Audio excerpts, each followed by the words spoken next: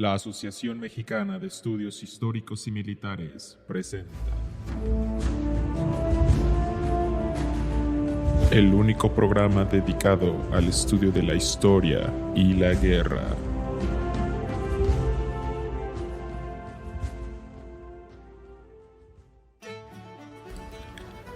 ¿Qué tal a todos, damas y caballeros? Les habla su anfitrión Karim González y les doy la más cordial bienvenida a nuestro segundo programa aquí de la Asociación Mexicana de Estudios Histórico Militares. Hoy estamos aquí con varios de los miembros que nos acompañaron la semana pasada y uno de los que no estuvo. Estamos aquí con el estimado Octavio, con Pepito Cerur, Don Luis y Manolito, que viene un poco tarde, pero ahorita ya nos alcanza y nos acompañará. ¿Cómo estamos, compañeros?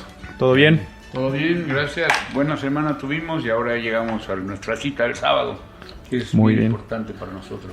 Nos estamos perdiendo el partido, ¿no? Ahorita están jugando. De veras, sí están 1-0. ¿Van 1-0? Bélgica. Órale. Bélgica. Claro.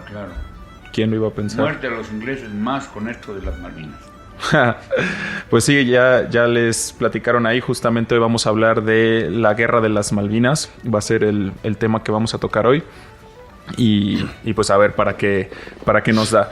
Como recordatorio, estamos transmitiendo en vivo desde la Ciudad de México, aquí en Lomas de Chapultepec.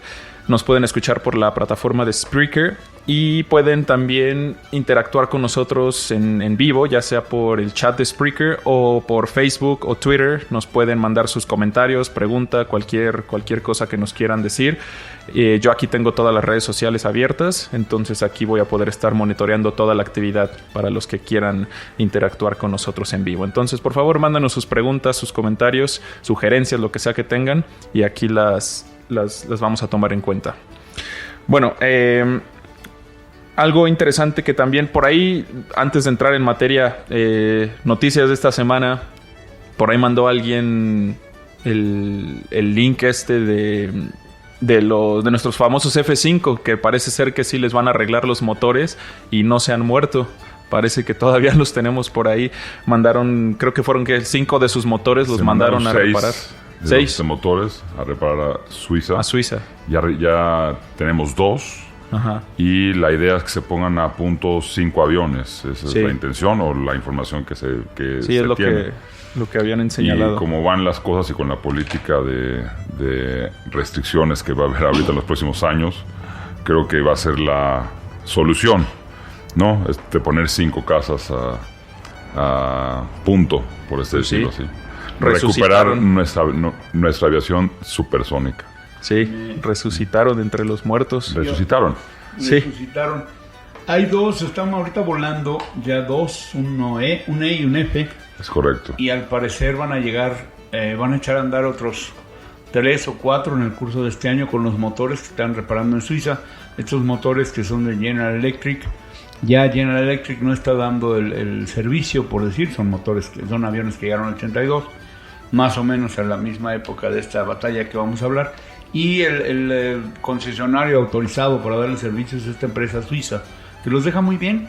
Entonces ya tendremos nuevamente los F5, que a mí me había dado mucha tristeza porque los vi llegar y dije, no, pues, ¿cómo que se van? Y en realidad su tiempo de vida es muy largo porque están casi nuevos. Sí. El que más horas tiene, creo que tiene 3,100 horas, una cosa así. Ya. O sea, quedan todavía como 4,000 horas a la estructura. Ok. ¿No? Sí, casi nuevos y un muy, muy buen avión. Es muy económico, muy ágil para las necesidades que se requieren, ¿no? Pues sí. Sí, un interceptor puro de zona que funciona maravillosamente y que sí tiene muy poco uso. Cuando no faltaba dinero para combustible, faltaban llantas, pero no se han usado mucho, la verdad. Así es. Muy bien. Pues, ¿alguna otra noticia? ¿Algo interesante que haya sucedido esta semana que valga la pena compartir? Pues la venta del avión presidencial, ¿no? O sea, ya prácticamente es un hecho, ¿no? Ya lo plantearon en los medios y no nada más este avión, sino pues algunos 20 aparatos más de la flota presidencial y solamente creo que se van a quedar como 3 Pumas o 3 helicópteros que se escribió que van a ser de reserva o de emergencia. No sé qué va a pasar con esta flota, si la van a transferir hasta la Fuerza Aérea o van a vender algunas de estas aeronaves.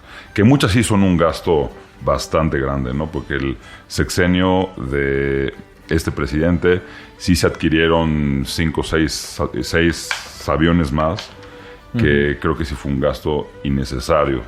Jets de medio alcance, que bueno, ya quedará ahí para la polémica. Muy bien. Perfecto, pues si les parece, entonces vamos a entrar en materia. Vamos a hablar ya del tema de hoy, la famosa Guerra de las Malvinas entre los argentinos, nuestros compañeros del sur, y los ingleses. Vamos a situarnos primero entonces en el tiempo y el espacio, como siempre. Vamos a ponernos en contexto para saber dónde estamos y de qué tiempo estamos hablando. Por cierto, voy a poner un mapa aquí en las notas del show para todos aquellos que no sepan dónde están las Malvinas, para que puedan orientarse y localizar estas islas en el mapa. Pero bueno, empecemos entonces. ¿Dónde están las Islas Malvinas? ¿Quién nos ayuda? ¿Qué tal? Buenos días. Las Islas Malvinas están situadas en el Atlántico Sur, a 464 kilómetros de la Patagonia Argentina. Consta de 2 islas principales y más de 200 islas menores. La isla más grande se llama Soledad y tiene una superficie de 6.353 kilómetros cuadrados. La segunda, llamada la Gran Malvina, tiene una superficie de 4.377 kilómetros cuadrados. La totalidad del territorio son aproximadamente 12.173 kilómetros. Es considerada como un territorio no autónomo en manos del Reino Unido y reclamado por la Argentina. Ok. Entonces son 2 islas, ¿no? Que están separadas. Básicamente son 2, es un archipiélago con 2 islas mayores, 2 cuerpos y una serie de menores. Ok. Entonces, nosotros, incluso desde el mismo nombre, ¿no? Les conocemos como las Islas Malvinas, pero también se les llega a conocer como las Falkland Islands en inglés. ¿Qué sabemos de ese nombre? ¿De dónde viene el nombre de Falklands? Las Falklands fueron bautizadas así en honor al primer Lord del Almirantazgo. En ese entonces, Anthony Carey, que era el 5º vizconde de Falkland.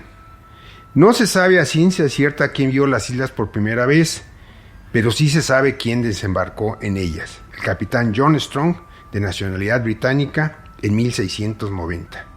Levantó una carta de navegación del estrecho que separa las islas más grandes. Eso fue básicamente lo que realizó. Entonces fueron los ingleses realmente los primeros que descubrieron las islas. Bueno, las islas han sido relatadas por mucha gente, por Vespucio, Magallanes, Davis, Hawkins, Siebold. Entonces hay una serie de gentes que las han divisado, pero el primero que... Asentamiento. El primero que desembarcó en ellas fue este señor, John Strong. Sí, él desembarcó y en el año 1770 hubo un enfrentamiento entre una flota inglesa y una francesa. La francesa la traía el almirante Bougainville. Quedó incierto y los dos se retiraron. Y ya después, en 1770, pusieron la primera colonia, la pusieron los españoles en el puerto Soledad. Ok. Entonces los españoles son los primeros en asentar una colonia propiamente. ¿Qué sabemos? Porque también tenemos por ahí el lado de que Francia también se asentó en las islas. Los británicos se asentaron en las islas, los españoles se asentaron en las islas. ¿Cómo fue el orden? Lo descubren, como ya dijo Luis, lo descubren los británicos, pero ¿quién se asienta ahí primero entonces?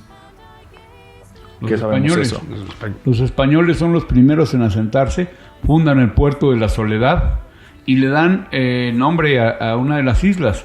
Son 2 islas y yo diría que son 3, porque hay un estrecho ahí, el estrecho de San Carlos, entre 2 cuerpos, realmente están casi unidos, pero el que se asienta primero es España.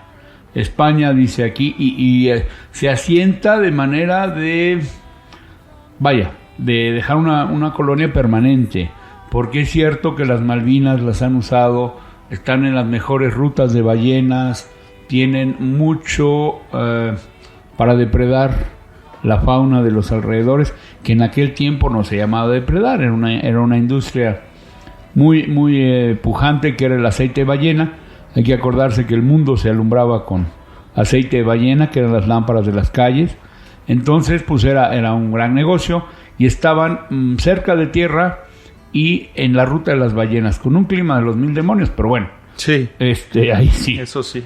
Con respecto del clima, es necesario señalar que la bitácora de un barco desconocido encontrado en el archivo de Sevilla de 1540 menciona lo siguiente: todo el paisaje está desnudo, sin un pedazo de madera, con mucho viento y muy frío, a causa de que 8 meses al año nieva y los vientos predominantes vienen del suroeste. Okay. Es un clima un poco bastante, Sí. por decirlo, inhóspito. Pues es que ya están casi en la Patagonia, o sea, ya están allá abajo en el mero sur. De hecho, muchas de las fotos de combate de las Malvinas, pues está nevado. Sí, bueno, las condiciones donde se dieron los combates son realmente bastante severas. Ok, muy bien. Ahora, ahorita que hablábamos de España y de que fueron los primeros en asentarse ahí, ¿qué hay que platicábamos justamente de esto antes del show? ¿Qué hay del famoso Tratado de Tordesillas, que como sabemos fue el tratado que el Papa Alejandro VI fue este decreto en el que hizo una línea divisoria? ¿Qué meridiano fue? ¿Meridiano 30 y algo? No recuerdo qué meridiano fue, pero donde básicamente dijo, a partir de este meridiano hacia el occidente le pertenece a Portugal, y hacia el oriente le pertenece a España. Y entonces las Islas Malvinas caerían, en teoría, en la parte que le corresponde a España. Y los argentinos es lo que argumentan. Claro. Su base es ese. Porque ellos tratado, dicen... es lo que argumentan. Claro, o sea, porque ellos dicen, éramos colonia española, por lo en su tanto... reclamo actual que han hecho las Naciones Unidas se basan en el Tratado de Tordesillas. Ok. Ahora, porque digo, este tratado que fue siglo XV... Y el conflicto en las Malvinas, sí, fue finales del siglo XV, creo. Casi llegando a 1500. Hay que recordar que en 1492 es cuando Colón llega. Sí, llega y acá, luego... Y luego surge la duda, porque ya enseguida los portugueses abriéndose de África para no ser atacados por la corriente, se desvió uno y se abrió un poquito y fue a parar a Brasil. Claro. Vino hasta acá, y entonces ahí empezó. No, yo lo vi primero, y el Papa tuvo que intervenir haciendo ese tratado de una manera muy a la inglesa, podríamos decir, de aquí para allá y de acá para acá, y así, sin tener ninguna idea de qué pasaba, ¿no? Ahora, sí, adelante, Manuelito, que ya llegó. Perdón, llegué algo tarde. De hecho, este evento me recuerda mucho a algo que nos pasó aquí en México con la isla de Clipperton, que hasta la fecha seguimos teniendo problemas con Francia por dicha isla, pero la diferencia es de que acá el conflicto fue algo mucho mayor, y a veces me pregunto cuáles eran las ganancias para uno u otro bando.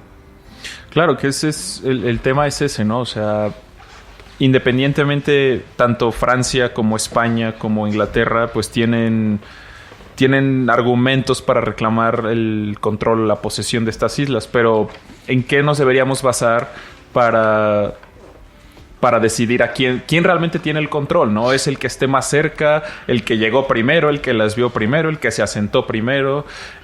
¿O corresponde tal vez a la población que habita ahí y cómo se identifican ellos en su cultura, en su idioma? O sea, ¿qué creen ustedes que sea el factor importante para determinar pues a quién le pertenecen? No sé qué opinen. Eran propiedad de la colonia española en aquella época. Originalmente. Entonces, al venir la independencia de lo que es la Argentina actualmente, pues yo creo que inmediatamente las islas pasan a formar parte del territorio argentino.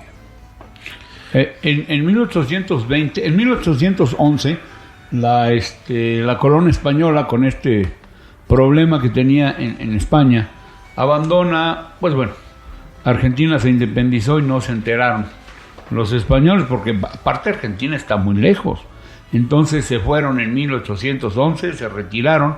Y se independizan en 1816. 16, Argentina. Y para 1820 ya mandan una nave de guerra a las Islas Malvinas.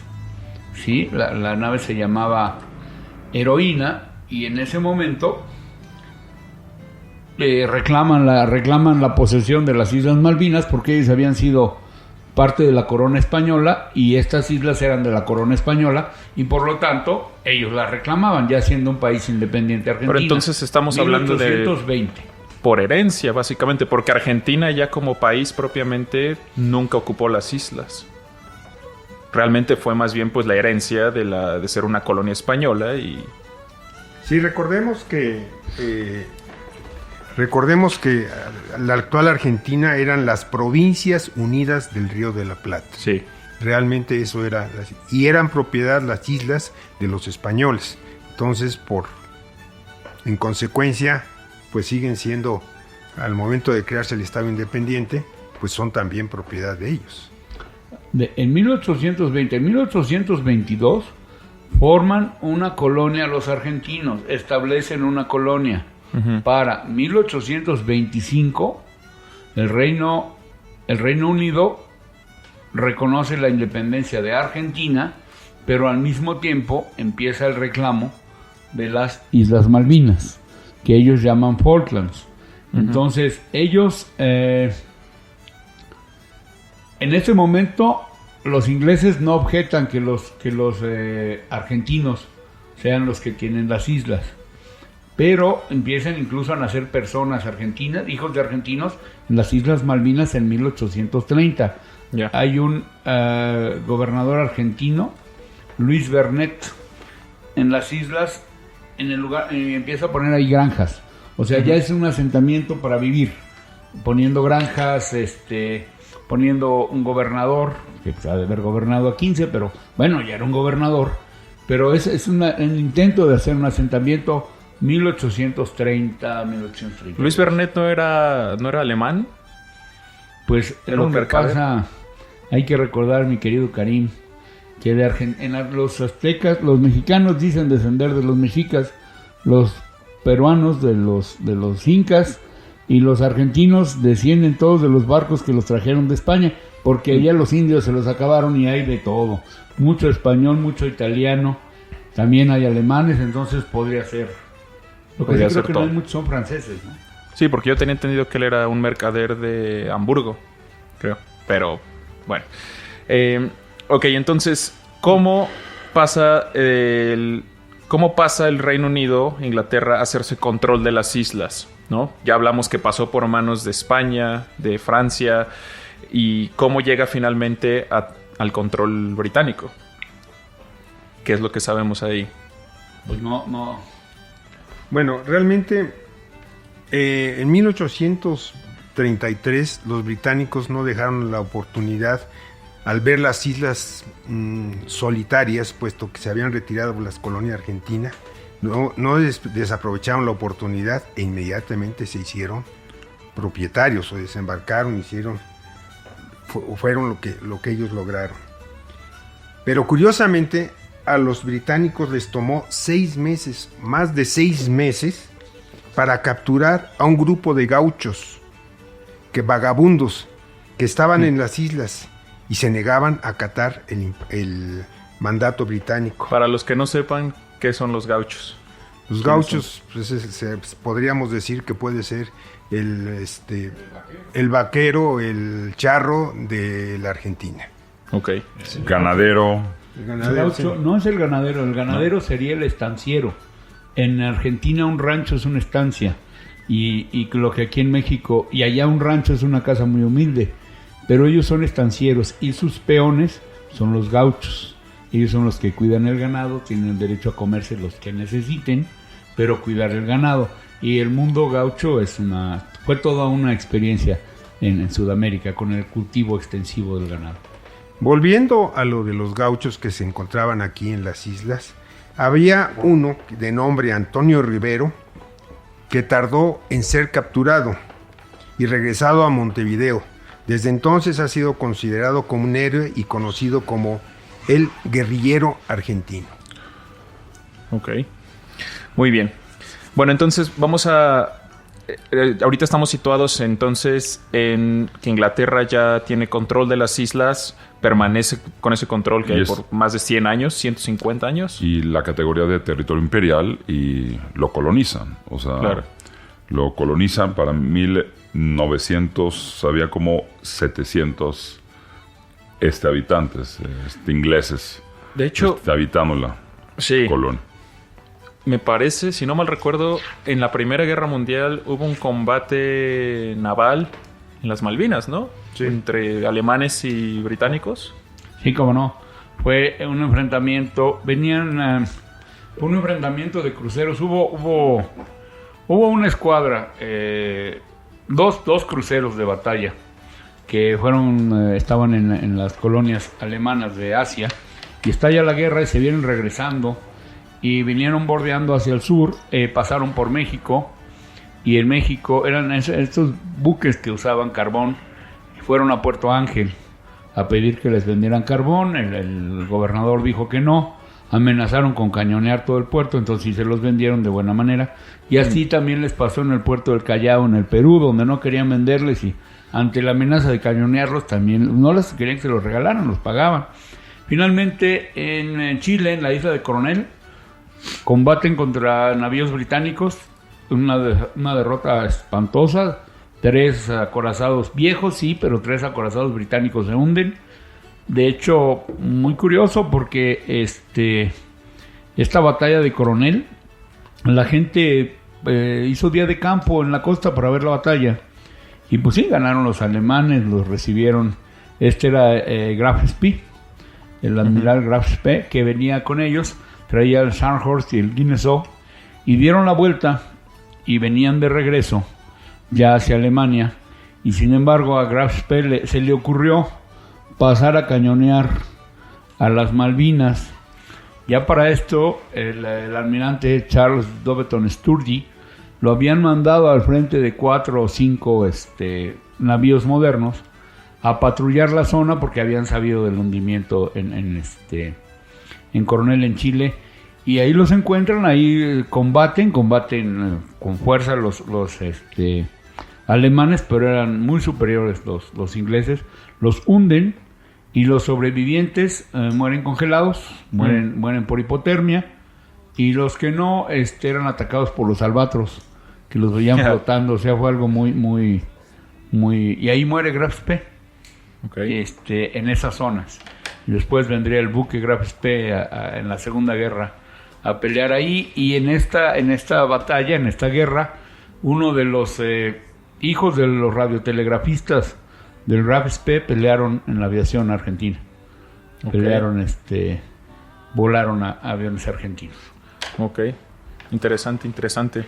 Bueno, pues ahí tenemos entonces un poco de los antecedentes históricos que nos llevan, pasa Primera Guerra Mundial, Segunda Guerra Mundial, y llegamos a la época de los 80s, que es cuando tiene lugar este conflicto. ¿Qué sabemos? ¿Cómo era la situación política en Argentina, en Inglaterra? ¿Cómo estaba la cosa a principio de la década de los 80s? Bueno, Argentina había, como casi todo el cono sur, entrado en dictaduras militares. Jorge Rafael Videla había sido el dictador. Se volvió famoso porque estuvo en el Mundial de Argentina.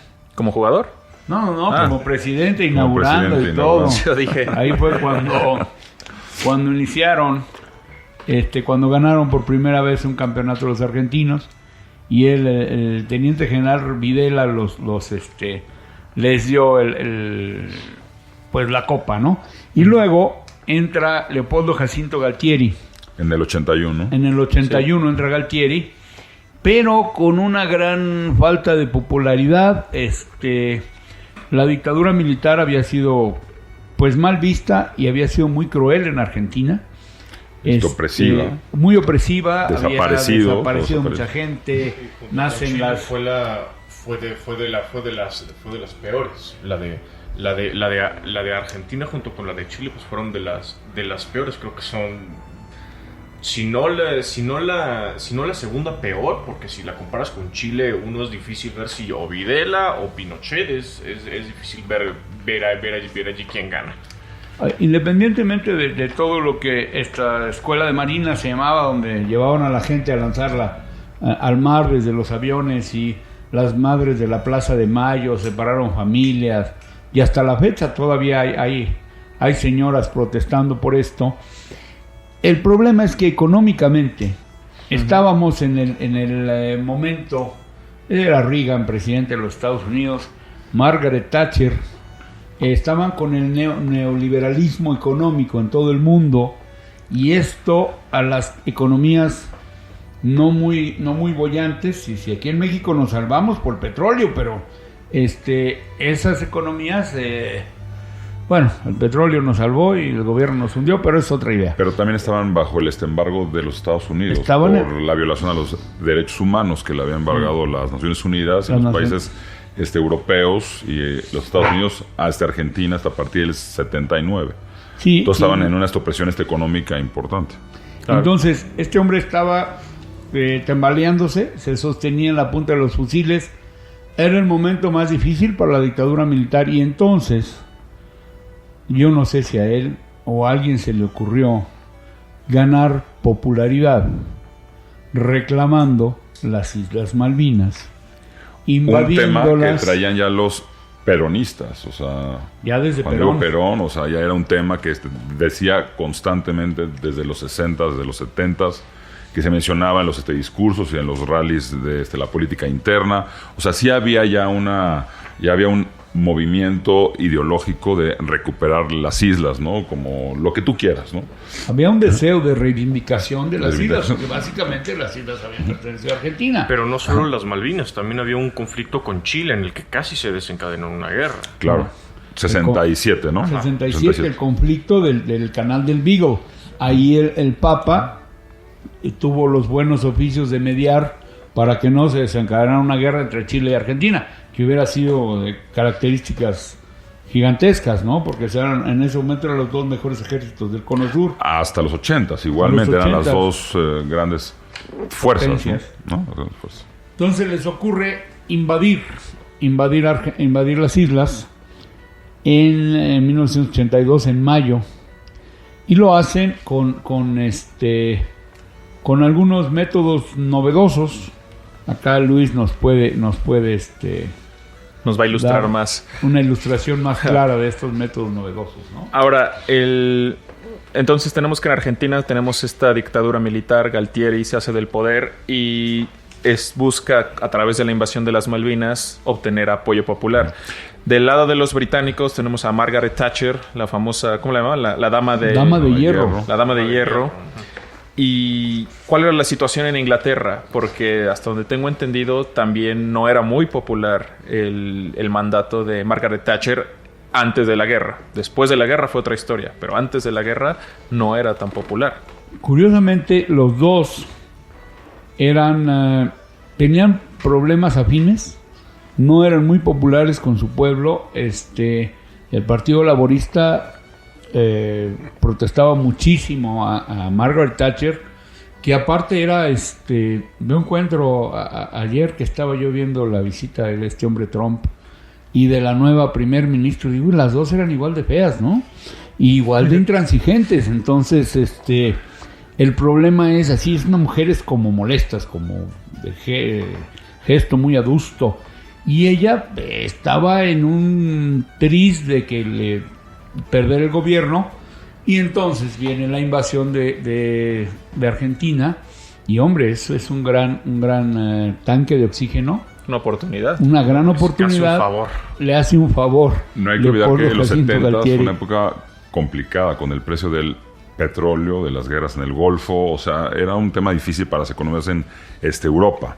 El Tratado de Libre Comercio que hoy conocemos en la Unión Europea no existía, era una economía un poco aislada, la de Gran Bretaña en ese momento, y no hay que olvidar que en los 70s hubo unos recortes en el gasto militar importantísimo. En la Real Fuerza Aérea habían retirado 4 de los 6 portaaviones, o sea, había un corte del 45%, si no mal recuerdo, en el gasto militar en los 70s y en los 80s. Y en el 81, el ejército inglés solamente dictaminó que sus operaciones iban a ser únicamente en Europa. O sea, que su presupuesto era para Europa, únicamente para cumplir con su propósito con la OTAN en ese momento, ¿no? Entonces, hay una coincidencia ahí. Galtieri, desde que subió al poder, empezó a planear la invasión un año antes. Eso es muy importante, y ya con los documentos que se han revelado, con esa inteligencia. Pero es muy curioso que los británicos, 4 días antes de la invasión, empezaron a tener indicios de la invasión. Fue algo planeado, muy bien hecho, coordinado.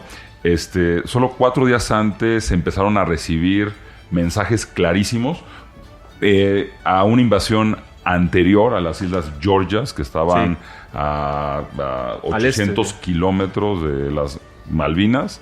Ahí también hubo algo que es muy interesante, pero no sé si es el tema.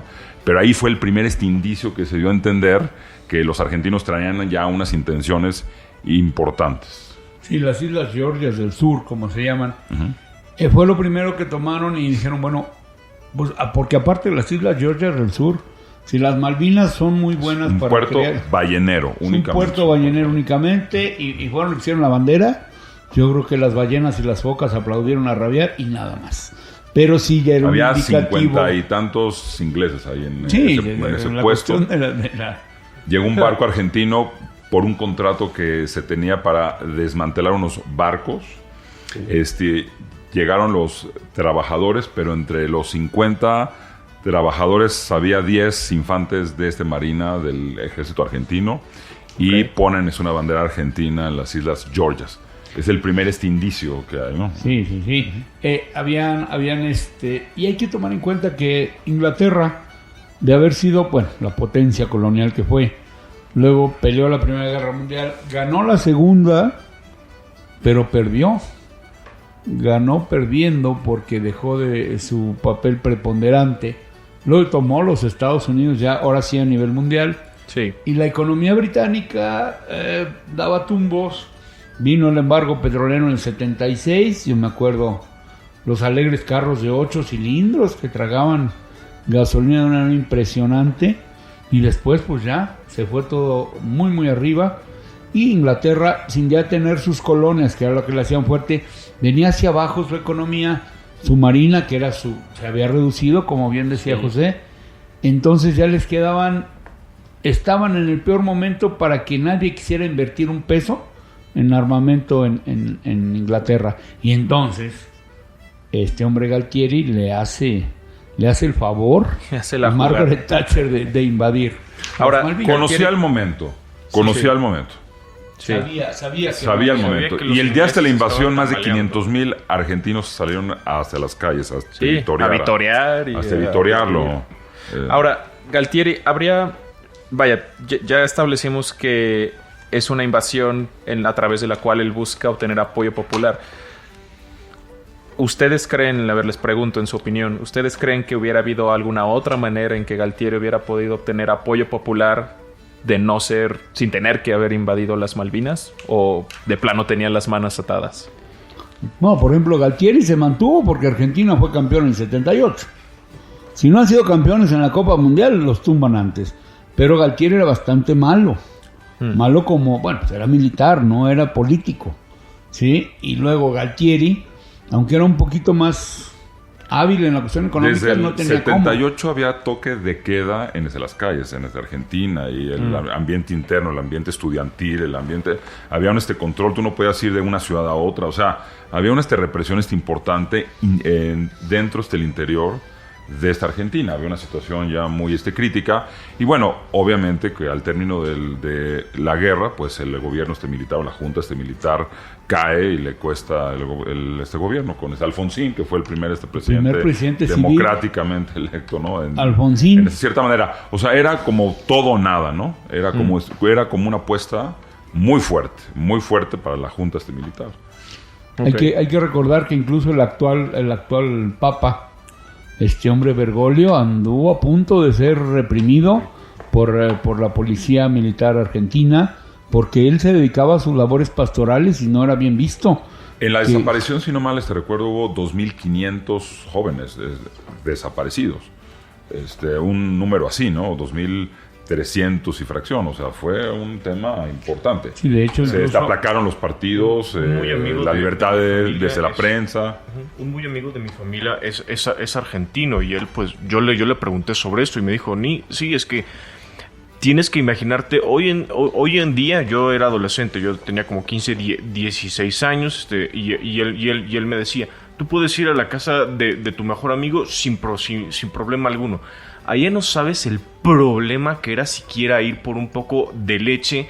Te veía feo un policía, un militar, te registraba, lo agarrabas de mal humor, te golpeaba y no había nada que tú pudieras hacer. Y tú solo estabas tranquilo en la calle, traías el pelo muy largo y ya de repente eras comunista, o sea, era terrible. Era muy fuerte. Y hay una cosa muy curiosa, cuando Galtieri toma este poder, se acerca hacia los Estados Unidos a pedir que se levante el embargo, y en Estados Unidos hubo un debate interno y se acercaron las relaciones con los Estados Unidos. Es más, cuando es la invasión de los argentinos, los americanos los primeros 5 días no dijeron absolutamente nada. Es muy curioso, porque había el tema, no hay que olvidar que en Sudamérica estaba el tema del Partido Comunista, del envase y del avance del comunismo, y en Argentina fue parte de la lucha de la Junta militar contra el comunismo, como repetía. O sea, no hay que entender que también el contexto desde la Guerra Fría. Sí. Pinochet fue totalmente apoyado por la CIA y por los ingleses, o sea, en muchísimas formas. Entonces, en Argentina había estos acercamientos para evitar las olas de ideología comunista, ¿no? Que en Argentina estaban empezando a hacer. Pero eso es como una cosa que pone al contexto que también es muy interesante. Hay cosas que no se conocen. Sí, hay que tomar en cuenta que incluso dentro de la Iglesia Católica, Ernesto Cardenal abandera el llamado movimiento de la teología de la liberación. Eran padres católicos simpatizantes con el comunismo. Y esto, pues en Nicaragua, los norteamericanos tratan de detener como sea, porque ellos seguían con la mentalidad de la Guerra Fría, ¿no? Que el comunismo no avanzara en América. Preferían poner a un militar, aunque a algunos les salían más complicados, pero era mejor que se volvieran comunistas. Sí. Ahorita, qué bueno que mencionaste el contexto con Estados Unidos, porque entendamos que las dictaduras militares empiezan ya en los 70s. Y era una época bastante... Bueno, la mayoría por lo menos, porque ya había varias desde antes, pero hay que ver, o sea, a finales de los 60s estaba Johnson con la guerra de Vietnam. Luego entra ¿cómo era que se llamaba? Nixon, con su famoso dicho sobre este hombre en Nicaragua. Somoza, que decía, Somoza es un hijo de perra, pero es nuestro hijo de perra. Por eso se empezó a digo esa palabra porque en realidad dijo otra cosa. Tendrías que decirlos en inglés para que lo entendieran. Pero muy bien. Pero esa era la cosa, por eso se apoyó mucho a estas dictaduras, porque sí, son cabrones, pero son nuestros al final. Militarmente hablando, el ejército argentino en los 70 se armó con armamento estadounidense, en su 80% francés, fundamentalmente. Y los de Chile igual, del Reino Unido, toda la fuerza era de Chile. Y tanques de Alemania, Henschel tuvo mucho que ver en tanques modernos y el tanque argentino mediano y varios vehículos desarrollados por Argentina, Sí, que justamente quería que habláramos de eso, ya entrando propiamente al conflicto, a la guerra misma. Me gustaría que empezáramos con una comparación de las dos Fuerzas Armadas, ¿no? Obviamente estamos comparando un país como Argentina con un país que es una potencia mundial, ¿no? Y que a pesar de que estaba haciendo cortes en su presupuesto militar, pues aún así sigue siendo un ejército impresionante. Vaya, su marina ya no era la marina más poderosa del mundo, pero pues igual todavía enviaron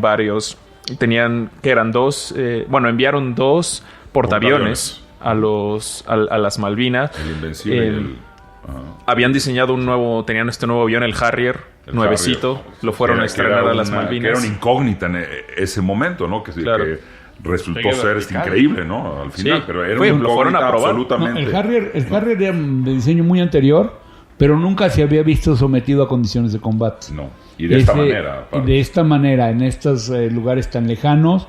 De hecho, Estados Unidos tenía la versión AB-8, creo que es la que fabricaban ellos, y estaban pensando en ya deshacerse de ellos. Pero con esto empezaron a producirlo masivamente. Más y más variedades. Yo creo que en eso podríamos decir que el A-10, el avión de ataque a tierra, con la guerra en Irak, pues ya lo iban a sacar. Ahorita ya lo remodernizaron para hasta el 2030 y tantos, ¿no? Se dieron cuenta que era un avión muy bueno y ellos tenían el Harrier. Curiosamente, y ya nada más para cerrar la cuestión política, era muy complicado.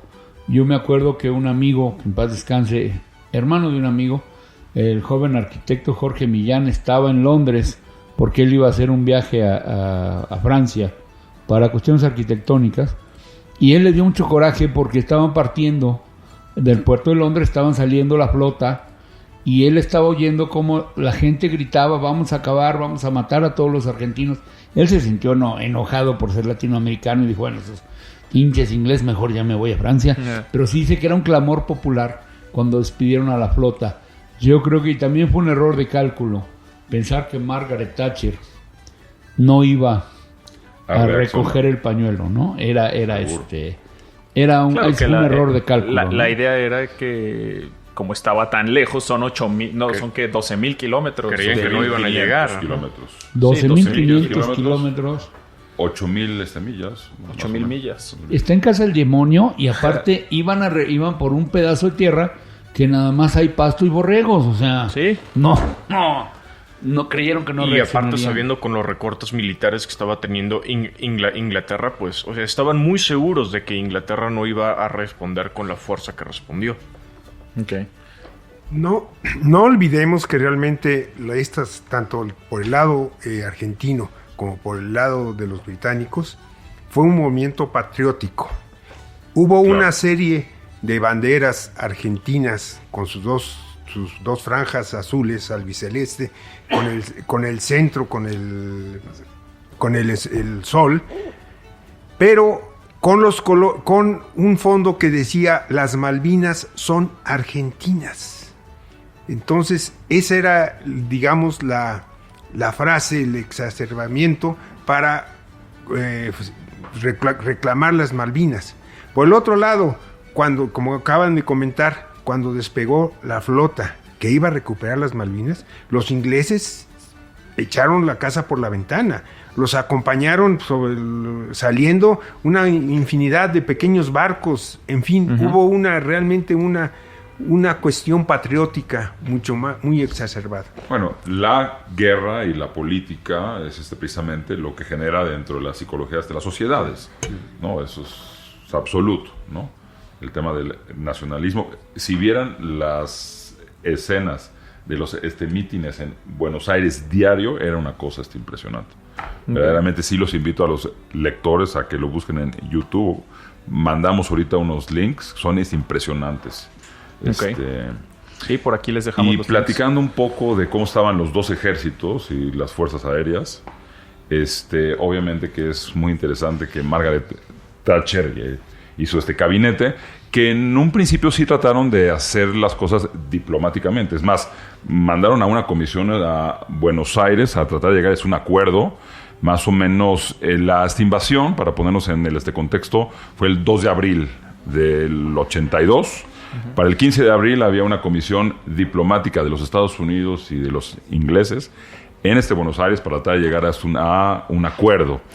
Cosa que no se logró. Se trataron de poner unas condicionantes y los ingleses, al darse cuenta, como que extendieron un poco el tiempo, pero en ese momento que las pláticas estaban siendo en Buenos Aires, la flota británica ya había zarpado.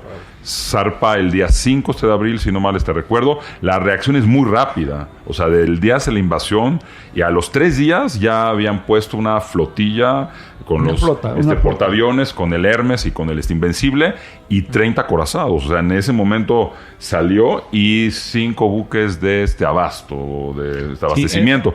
O sea, que en un principio eran 4,000 hombres, los ingleses que llamaron de acá a acá, y pusieron, es una flota en 3 días zarpando hacia las islas. Pero sí hubo un intento de llegar a un acuerdo. Claro, de manera... que lo interesante ahí también es que en todo el conflicto nunca hubo declaración de guerra formal. Realmente lo único que hizo Margaret Thatcher fue establecer la exclusión zona de exclusión. 5 días antes, Sí. que lo hicieron porque hay que recordar a los radioescuchas que el 1 de mayo es cuando empieza este conflicto bélico. Casi un mes después de la... Sí, porque de la tardó 3 invasión. semanas en Y llegar. 4 días antes hacen la exclusión de 200 kilómetros de las islas, que prácticamente, y los ingleses sí lanzan un mensaje de que toda embarcación argentina, avión, etcétera, que cruce esa zona Va a ser atacado. derribado. Bueno, ya veremos más adelante qué falló ahí, porque hubo el primer ataque fue un poco fuera de las fue reglas. offside, ¿no? Con Belgrano, que El se Belgrano. lo despachan fuera de esta Como zona, dicen, ¿no? las reglas Fuera, hicieron muy para lejos. romperse. Fuera Sí, prácticamente. Ahora, la fuerza argentina y el ejército argentino en ese momento estaban en un buen momento. Estaban en buena forma. Platicaremos un poquito más adelante de las misiones aéreas, pero el balance en el papel era un conflicto que se veía muy equilibrado. Es la realidad de las cosas. Los ingleses van a tener que transportar prácticamente... Mira, en las islas solamente había 54 Marines al día de la invasión, porque fueron llamados como que de último minuto de las Georgias y otros lados, y pusieron una fuerza de 54 Marines que cuando invade los argentinos, creo que resistieron 10 minutos, Sí. deponen La las casa del armas gobernador. y no hay muertos, no hay heridos, etcétera, etcétera. Y es la única... Es la famosa imagen en donde... Es la famosa imagen donde hay ahí, ¿cómo se llama? Pues no hay bajas, es la única fuerza británica.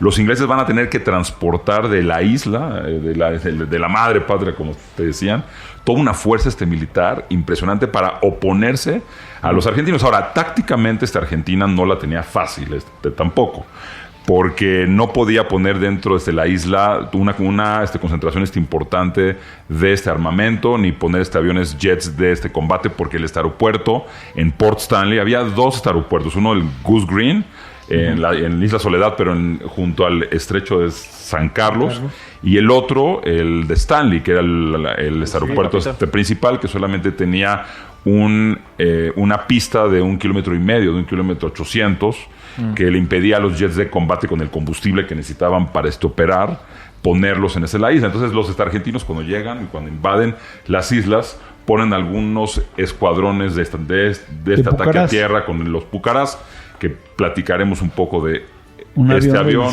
o los Aermakis, o los Mentors, para defender la isla, pero no era suficiente.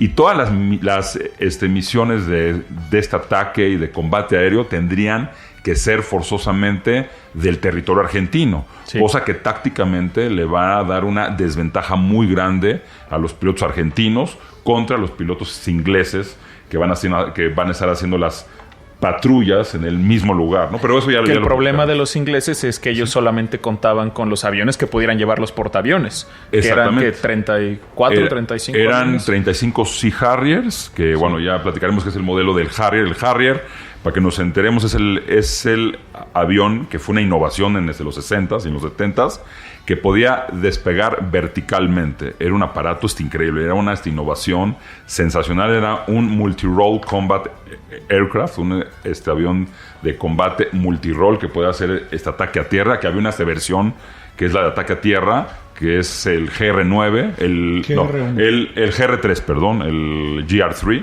que es el de ataque a tierra, que es con una nariz que tiene otro equipo, y el Sea Harrier, que era un avión de caza natural y que defendía a la flota. Y los ingleses contaban con 35 Sea Harriers y 10 Harriers GR3 dentro de la flota, helicópteros de abastecimiento, de este rescate y de este ataque antisubmarino. Básicamente esa es la fuerza que se había puesto. Y también planearon ataques de bombardeo de largo alcance. Habían planeado tácticamente cómo hacer un bombardeo de largo alcance para atacar Puerto Argentino y las posiciones argentinas en las islas. Y se ideó que los Vulcans, los bombarderos Vulcans en esa época, para nuestros radioescuchas, les invito a que pongan en el YouTube un video del Avro Vulcan para que vean el semejante avión del que estamos hablando, que era el bombardero de largo alcance nuclear de los británicos en esa época. Fueron diseñados para llevar bombas nucleares a Rusia. En esa época y convencionales. Y los primeros ataques sobre territorio de las Malvinas, sobre posiciones argentinas, van a ser con estos aviones en una misión que volaron desde el Reino Unido a Isla Ascensión, ¿no? Y de Ascensión, en la misión más larga de este bombardeo en la historia de la Fuerza Aérea Británica y de cualquier otra fuerza aérea en el mundo. Es una misión que duró 17 horas desde que despegó hasta que atacó en Puerto Argentino.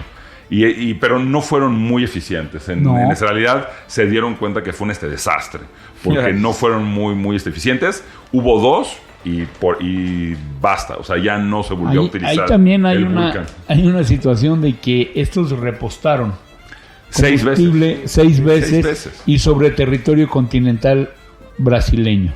Los brasileños no se mantuvieron neutrales. Se cargaron del lado de los argentinos. Los chilenos, desde luego, si alguien no odia a los argentinos, son los chilenos. Los chilenos y los argentinos se odian y la verdad es que se parecen mucho. Pero bueno, son un poco más discretos los chilenos. Pero sí, no se quieren, han tenido guerra. Yo tengo amigos de los dos lados, son entrañables, pero de repente los oyes, por ejemplo, hablan de fútbol. No, y no hablemos no, esos son tontos, nosotros los vamos a derrotar. Hablan de pelearse, ¿no? Hasta la fecha. Hay gente que nació después del gobierno de Pinochet, que no tiene nada por qué ser militarista, ¿no? Pero bueno, sí hay que tomar en cuenta que, muy curioso, los argentinos tenían un rifle, el FAL, que era un rifle muy inglés.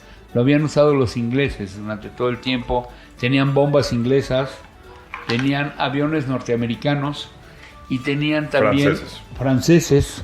Ellos se fueron por la cuestión de los franceses, y los misiles también eran franceses.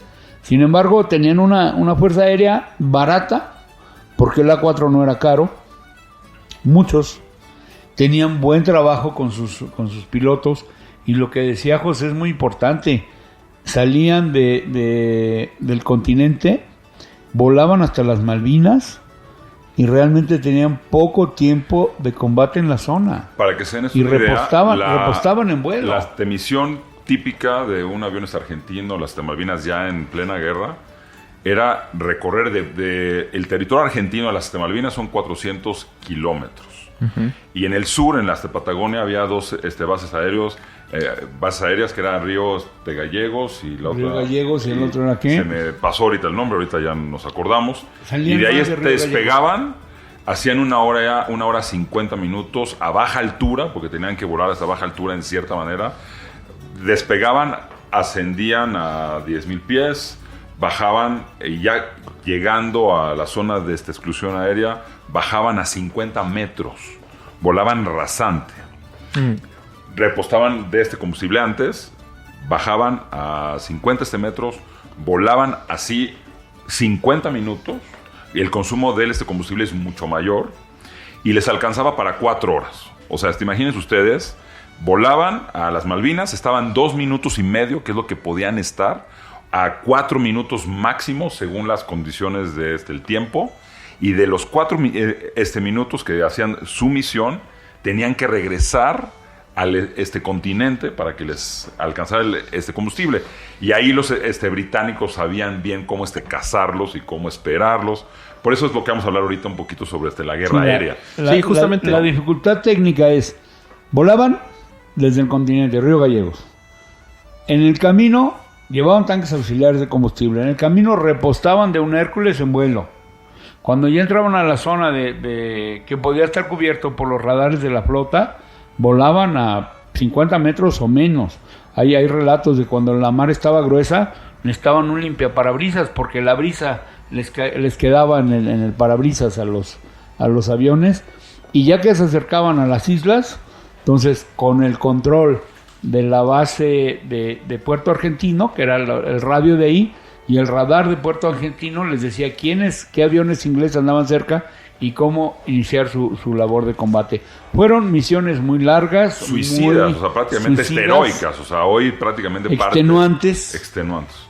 Y la verdad es que yo creo que hicieron un muy buen trabajo. Los ingleses se portaron siempre a la altura de su tradición, son buenos combatientes, pero los argentinos, en mi caso personal, me sorprendieron gratamente actuando de esa manera, ¿no? Sobre la Fuerza Aérea Argentina.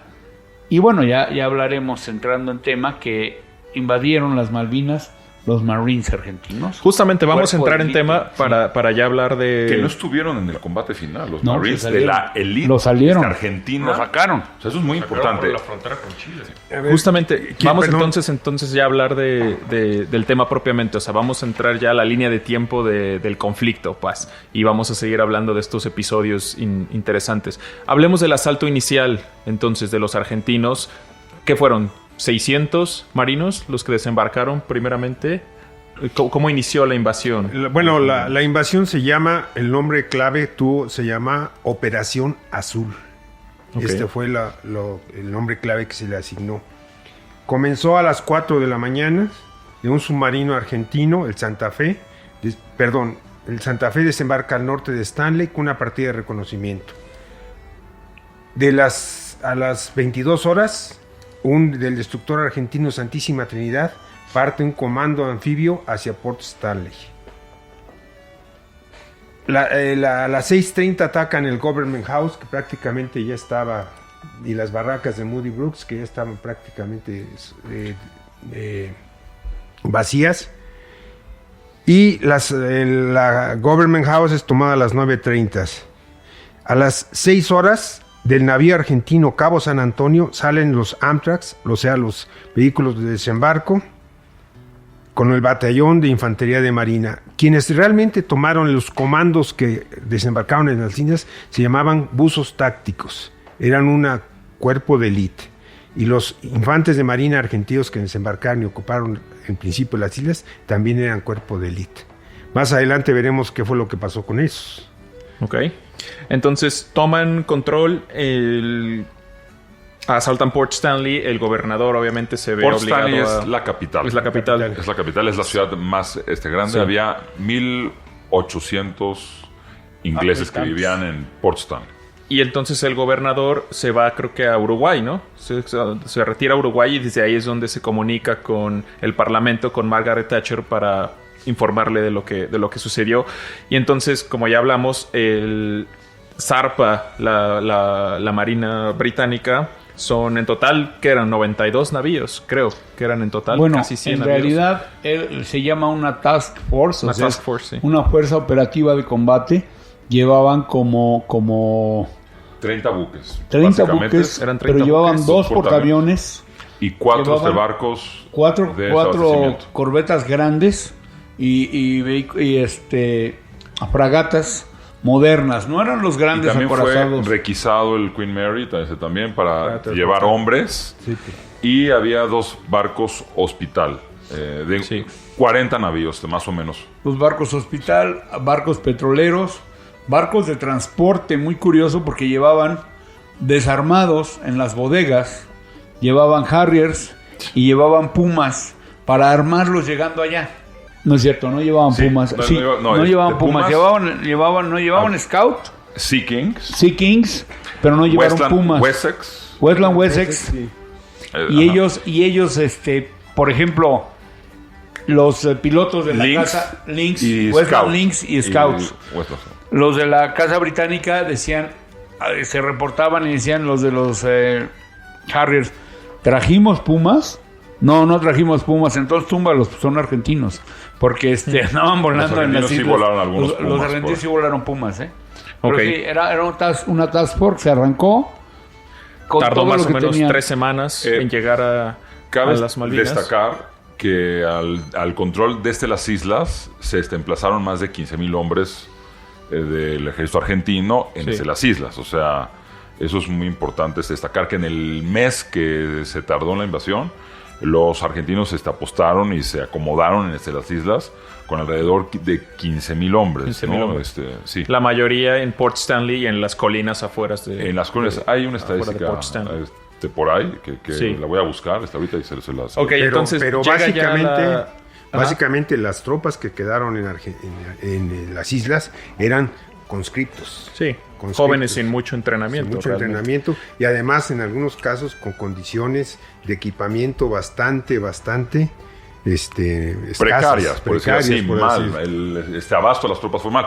Y ahí es el debate de qué pasó con las fuerzas de superélite del ejército argentino. O los De hecho, paracaidistas, ¿en Muchas dónde estaban bajas todos estos? fueron ¿no? por hipotermia e incluso por hambre. O sea, Realmente lo que hizo el gobierno argentino con las tropas de ocupación fue una cosa criminal para sus mismas tropas. Llevaron jóvenes de colegio militar, de servicio militar, iban mal equipados, no llevaban, sobre todo para el clima, no llevaban ropa adecuada, llevaban armamento, pero un armamento ligero, no llevaban instrucción. Sacaron a todas sus tropas de élite y las movieron a la Argentina, al territorio continental, y se movieron hacia las fronteras con Chile. Ellos tenían miedo de que Chile los atacase por la espalda cuando ellos estaban muy involucrados en la operación en Malvinas. Entonces ellos pensaron que en primer lugar Margaret Thatcher no iba a venir, que era muy caro y muy lejos. Y en segundo lugar, que de alguna manera podrían aguantar los reclutas con mandos, y había bastantes cosas antiaéreas, tenían y los soldados pelearon bien, y no obstante ser soldados conscriptos, pelearon bastante bien. Pero sí, yo creo que debieron haber dejado algo más. Solamente que yo me acuerdo, había un batallón regular de la corriente de la región de Corrientes, correntinos, que utilizaban el arma blanca, el facón gaucho, que es un cuchillo curvo que se pone en la espalda. Y bueno, ahí hubo un enfrentamiento contra los gurjas ingleses que usan el kukri, fue una cosa hermosa, ¿no? Se agarraron de noche. Entonces, cuando comienza, ya que llega la flota, la Task Force británica, lo primero, las hostilidades comienzan con combates en el mar. Y justamente es cuando tenemos este episodio que el primer, por así decirlo, la primer gran baja de la guerra es el crucero El General Belgrano, que lo hunde el HMS Conqueror, un submarino nuclear de la Armada Británica, y que, como mencionaba Pepe, lo curioso es que es un hundimiento, un ataque que se da fuera de la zona exclusiva de los 200 kilómetros a la redonda de la isla, pero que volvemos a lo mismo, como no hubo una declaración de guerra formal, todo esto, digamos, en el derecho marítimo, el derecho internacional, es una línea gris muy complicada. Pero independientemente de eso, el General Belgrano, el hundimiento de este barco, si no mal recuerdo, es de todo el conflicto, es cuando más vidas se pierden. Fueron más de 300 marineros los que murieron en el barco, ¿no? De las casi 700 bajas, muertes de los argentinos en el combate, 310 son del general Belgrano. Fue una tragedia, fue una cosa espantosa. Que fue el acorazado insignia de la Marina Argentina, uno de... Era un crucero pesado. Perdón, un crucero pesado que fue de los Estados Unidos y después fue modernizado y se lo vendieron a Argentina. La gran ventaja de esta modernización es que, si bien murieron 300 marinos argentinos, se salvaron muchos porque su tripulación era como de 1100 y tenían los nuevos medios de lanchas de rescate, de botes salvavidas, cerrados completamente con colores naranja y demás, para soportar, porque una cosa es naufragar en el Caribe y otra cosa es naufragar en los mares del sur. Ha sido el único hundimiento de un submarino nuclear en la época moderna a un barco en un conflicto hasta el día de hoy. Y se decía que habían utilizado un torpedo de características nucleares. No es cierto, lo hundieron con un torpedo común y corriente. Con dos, pero muy bien disparados. Y sí es cierto, el buque, el crucero, no estaba en la zona de exclusión. Nunca debieron de haberle disparado, porque no iba hacia se movía hacia el sur, pero no iba hacia las Malvinas. Todavía le faltaba un buen, y yo creo que iba a Río Gallegos o alguna base del sur, porque incluso los argentinos, el portaaviones que tenían, lo movieron al norte. Exactamente, es lo que iba a decir. Básicamente, cuando la Era Task el 25 Force... de mayo, ¿no? Sí. Ajá, cuando la Task Force había llegado a las islas, o sea, se aproximaba hasta las islas, estamos hablando unos días antes del 1 de mayo, se apostaron de manera táctica muy interesante, y la flota argentina igual también, la flota argentina de la Armada Argentina. Y hubo 3 días de silencio absoluto. Los aviones de reconocimiento iban y venían, no había declaraciones, esa tensa calma antes de la guerra se manifestaba en los hombres, y de repente se amanece en la mañana con el hundimiento del general Belgrano, que estaba fuera de la zona de exclusión, como la mayoría de la flota argentina. No se habían atrevido a cruzar porque no sabían todavía quién iba a dar el primer Claro. movimiento. Y de repente, en el amanecer, en la mañana, el Conqueror hunde el Belgrano, y a unas horas posteriores, el bombardeo del que ya hablé, del famoso Vulcan, ataca las posiciones argentinas en Port Stanley, este aeropuerto, con la idea de dejarlo inservible. Este aeropuerto, las bombas caen, pero no logran destruir la pista. Sí, rompen, la dañan, las reparan, y al otro día ya estaba 100% operativa. Y ahí, con esos 2 episodios, es el comienzo de la batalla por la reconquista de las Y entonces Malvinas. lo que sucede es que una vez que se hunde el general Belgrano, la Marina Argentina prácticamente se retira. No vuelven a salir. No vuelven, no hay un combate entre navíos argentinos y británicos. Se retira, y el portaaviones argentino, cabe resaltar que había un portaaviones argentino el 25 de mayo, con más de 18 aviones A4Q, ¿no? Que eran aviones muy ligeros, un avión muy hábil de ataque a tierra, y el escuadrón que estaba en el 25 de mayo fue mandado a Río Gallegos para hacer sus misiones, no del portaaviones, sino del territorio argentino.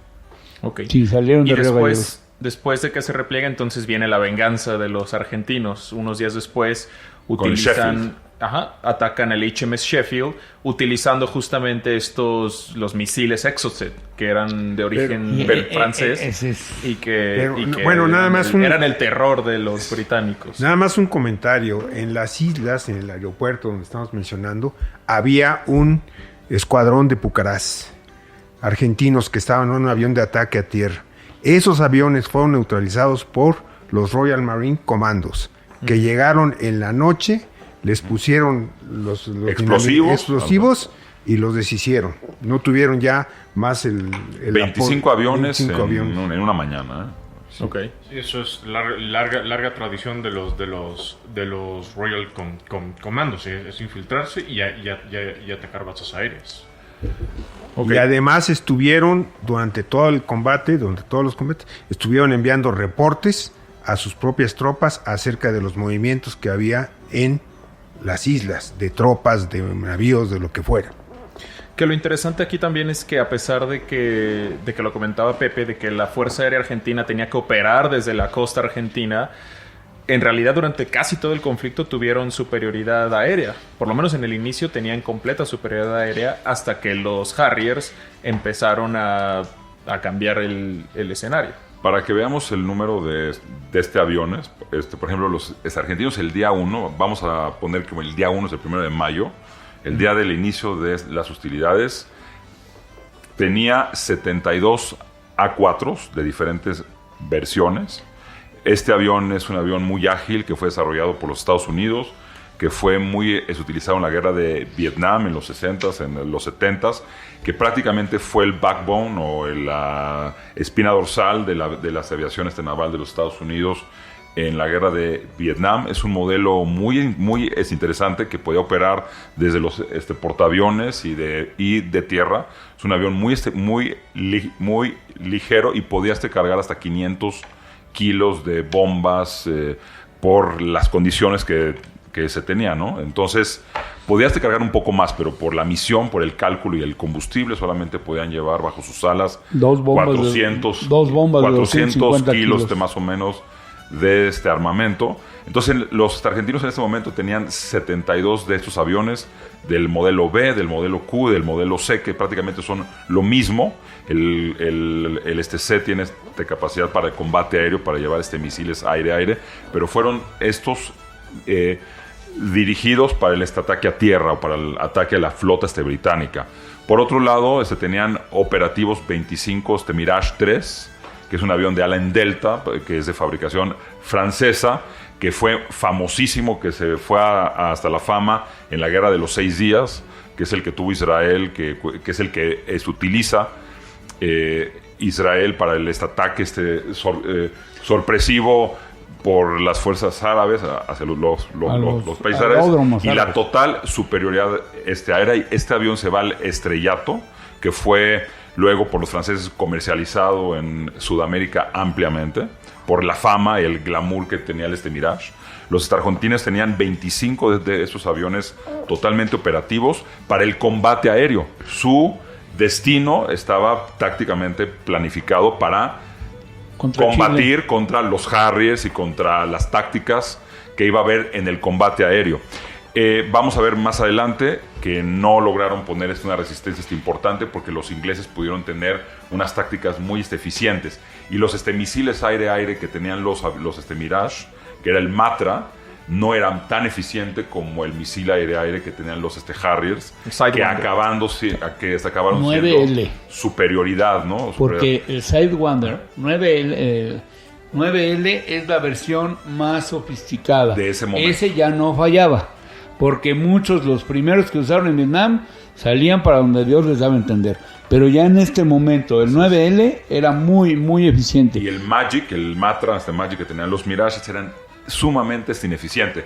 Hubo 6 casos que ya veremos, que los aviones Mirage estuvieron tras los Harriers en la parte de atrás para tirar el misil, o no funcionaron, o se fueron a otros lugares. Pero bueno, eso ya lo vamos a... Lo que sí se te olvidó, mi querido José, es que todas esas maravillas del Mirage iban aunadas a una más. Costaban la mitad que lo que costaban los aviones norteamericanos, y aunque los rusos no los vendían, también eran muy onerosos. Ahora, otra cosa, ya para acabar con ese tema, también los argentinos un año antes consiguieron por parte de Israel una versión del Mirage que era el Dagger, que es una versión fabricada por los israelíes, que es una historia bastante interesante. Es un Mirage fabricado ilegalmente, vamos a hablarlo así, por los israelíes en los 70s, cuando fue el embargo de Francia hacia Israel. No, Israel roba por medio de una misión impresionante del Mossad en Suiza los planos originales del Mirage, y fabrican esta versión híbrida del Mirage 3, que se conoce como el Dagger. Y los argentinos, como 6 meses antes del conflicto, compraron alrededor de 30 y tantos de estos aparatos, el Dagger. Sí. Ahora, que tú hablabas, Karim, del Superetendard. También en los 70s, los argentinos sabían muy bien cuál era su ambiente militar, o lo que iba a suceder en sus próximos 15 años, y adquirieron un escuadrón de aviones francés, que se conoce como el Dassault, el mismo fabricante que el Mirage 3, Superetendard, que era un avión diseñado para portaaviones naval, para el ataque precisamente antibuque. Era un avión sofisticado que originalmente se habían entregado antes del conflicto de los 12 que habían pedidos, se habían entregado solo 6, pero cuando Argentina invade las Malvinas, los franceses le dan el embargo y no le entregan los otros 6. Pero en el pedido inicial llegan 6 misiles Exocet, que son el misterio, la maravilla del famoso misil Exocet, que es lanzado de esos aviones, de estas plataformas. Es un misil que puede atravesar la velocidad del sonido más de 100 millas náuticas con una precisión impresionante. Y exactamente, a los dos días se hace la primera misión de dar un golpe de desautoridad de la Fuerza Argentina sobre la flota naval británica que ya se había apostado alrededor de las islas. Los británicos mueven ya la flota a las islas, o sea, ya la mueven a 200 millas náuticas, a 100 millas náuticas, o sea, ya la ponen en el teatro de esta batalla, y ahí es donde se va a dar la guerra aeronaval en los próximos 25 días. El primer ataque es un ataque de un Etendard al Sheffield, ¿no? Que fue un trauma, que fue una cosa mediática impresionante. Yo quiero nada más hacer mención de que este tipo de fragatas, el Sheffield, de fabricación inglesa, tenían una nueva aleación de aluminio con titanio que los hacía más ligeros, cero corrosión, y nada más que tenía un problemita, que esa aleación era vulnerable a temperaturas más allá de 4000 grados. Se empezaba a prender la aleación. El único otro país que compró este tipo de naves fue la Marina Argentina. Tenían el Santísima Trinidad, que se podía decir que era un gemelo del Sheffield. Le tiraron, se hundió porque le tiraron los Exocet sí llegaron, pero no llegaron los sistemas de guía radárica de largo alcance. Entonces ahí hicieron con un avión de defensa submarina, un Orión, volando, alumbrando con el radar del Orión al buque británico, disparados desde el Supertendard, soltaron el misil y estos lo fueron guiando, y de esa manera le pegaron al Sheffield y lo hundieron. Era de sus barcos más modernos, insignias. Se prendió como si fuera de periódico, y no fue tanto lo que perdieron de gente, sino el golpe al orgullo, a la moral. Cuando murieron 32 marinos ingleses en el momento. El Sheffield se prendió, lo lograron apagar, lo trataron de sacar y se acabó hundiendo ahí. Pero se murieron del Ahora, fracaso. ¿qué sucede después del hundimiento del Sheffield? Ya se hundió el Belgrano, ya se hundió el Sheffield, la Marina Argentina se repliega a puerto, ya no vuelve a salir, sigue el combate por la superioridad aérea, pero al final los británicos saben que tienen que desembarcar, tiene que haber operaciones en tierra para que puedan retomar las islas, expulsar a los argentinos y retomar el control. Todo esto comienza con el desembarco en el puerto de San Carlos. ¿Cómo sucede ese desembarco? Bueno, básicamente para que ya se pase a esto, desde el 1 de mayo al fin de mes, los primeros 30 días se van a distinguir por la guerra aeronaval.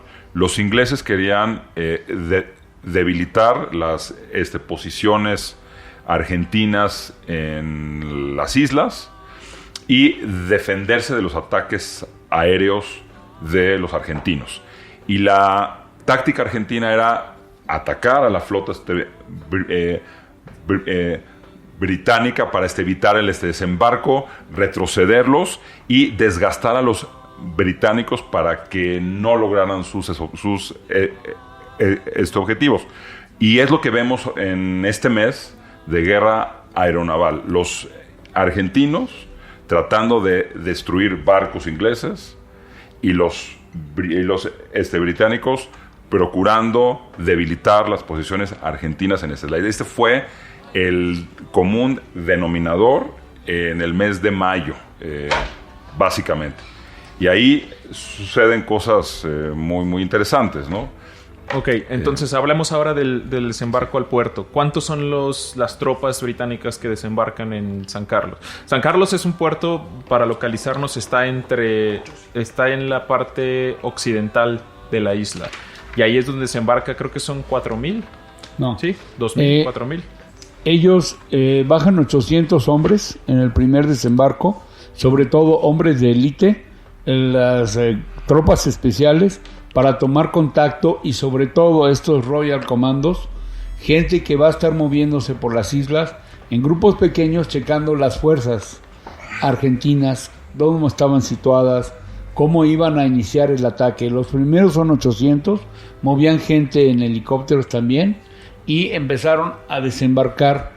Fueron llevando a desembarcar hasta los 4,000 hombres que hablaba José, pero el desembarco inicial son 400, son 800. Y que su trabajo es asegurar la cabeza de playa. Exacto. Para que después... Y ver dónde es más conveniente y dónde hay que poner, porque iban tropas regulares también, iban infantería inglesa, y también fueron australianos también, fueron gurjas, fueron una colección de tropas. Uno de los días más grises de los ingleses fue un día antes del desembarco en San Carlos, porque los argentinos logran hundir lastimar el Coventry, que llevaba a la mayoría de los Royal Marines que iban a desembarcar, y en ese ataque los argentinos les dieron un duro golpe anímico a los británicos previo al desembarco. Los argentinos ponen masivamente este ataque enfocado en ese lugar, y en la mañana, como a las 9 de la mañana, un día antes, van a atacar la flota y mueren alrededor de 90 Marines. Fue uno de los ataques más mortíferos, que está recordado en Inglaterra hoy como un día negro, ¿no? El Coventry estaba acercándose para de ahí desembarcar, bajarlos a los medios de desembarco, y en ese momento una bomba inglesa, por cierto, de una 4, entra a la cubierta de abajo del Coventry, se incendia, y en el incendio mueren quemados adentro del barco 100 Marines. 100 Marines, 100 Royal Marines, y la verdad fue un golpe muy duro porque eran tropas de élite, los atacaron dentro de su propio buque, ellos se sentían invulnerables, y lo cierto es que la Fuerza Aérea Argentina, los ataques que hicieron, porque le dieron al Sir Galahad, le dieron al Antelope, le dieron a muchos barcos, fueron hundidos. Exactamente. Las misiones argentinas de este ataque aeronaval, aunque muy costosas para los argentinos, para que se den cuenta, una misión típica era de grupo de 6 aviones. Y al final solamente llegaban 2. O sea, el chance de supervivencia de un piloto argentino en una misión en las Malvinas era del 50% que va a vivir y 50% que no va a vivir. O sea, imagínense ustedes este arrojo que había y la posibilidad. Y la Fuerza Aérea Argentina logró hundir o lastimar severamente más de 19 barcos ingleses. Y hundió 7 barcos ingleses, ¿no? Hundió 7 barcos. Aparte del Sheffield, hundió al Ardent, hundió al Antelope, y bueno, tenemos el Atlantic Conveyor, que lo hundieron prácticamente, que era un barco de reaprovisionamiento. El Coventry y el Sir Galahad. Estos dos últimos eran de desembarco de tropas. Sí, el Atlantic Conveyor era un barco, como decía, de carga. Llevaba 5 Pumas y 14 Harriers en las bodegas. Chinook, el de doble rotor. Llevaba Chinook y se hundieron con todo y todo. Nunca se desarmaron.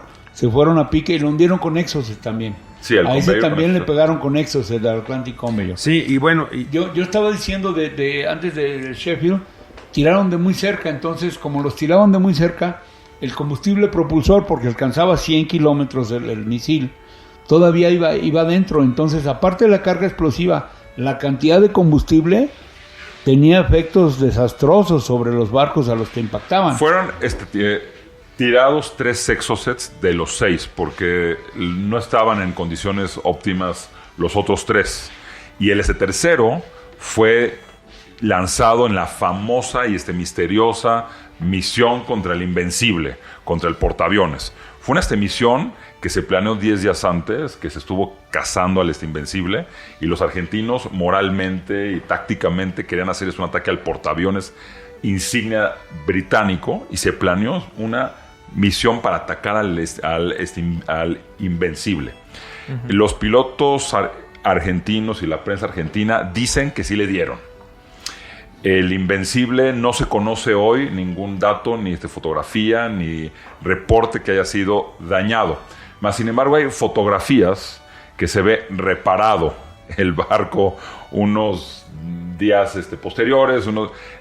Es un mito que los ingleses no han querido revelar. No se sabe si sí se le pegó al Invencible o no se le pegó al El Invencible cuando regresa victorioso traía unas grandes lonas en una parte. Y un parche. En una parte. Y de inmediato se sacó de ahí. Parece ser que sí le pegaron con el Exocet. Y no se hundió. Pero no está documentado. No hay ninguna prueba. Lo que es cierto es que sí fue una misión muy bien planeada, muy bien ejecutada. Y bueno, yo creo que decía por ahí alguien, pues sí, un A4 costaba $50,000 y un Harrier andaba arriba de $1 millón. Entonces, sí, económicamente era muy... No, para el precio exacto, el A4 costaba $2,5 millones ¿De dólares? Y el Harrier andaba como por los $12 millones. 12 más millones. O menos. Había una dólares diferencia de esa época, también. Y dólares de ese tiempo, que son como 10 de ahorita, ¿no? Indudablemente hay una cuestión. Había tanto interés por parte de los argentinos de hundir el submarino.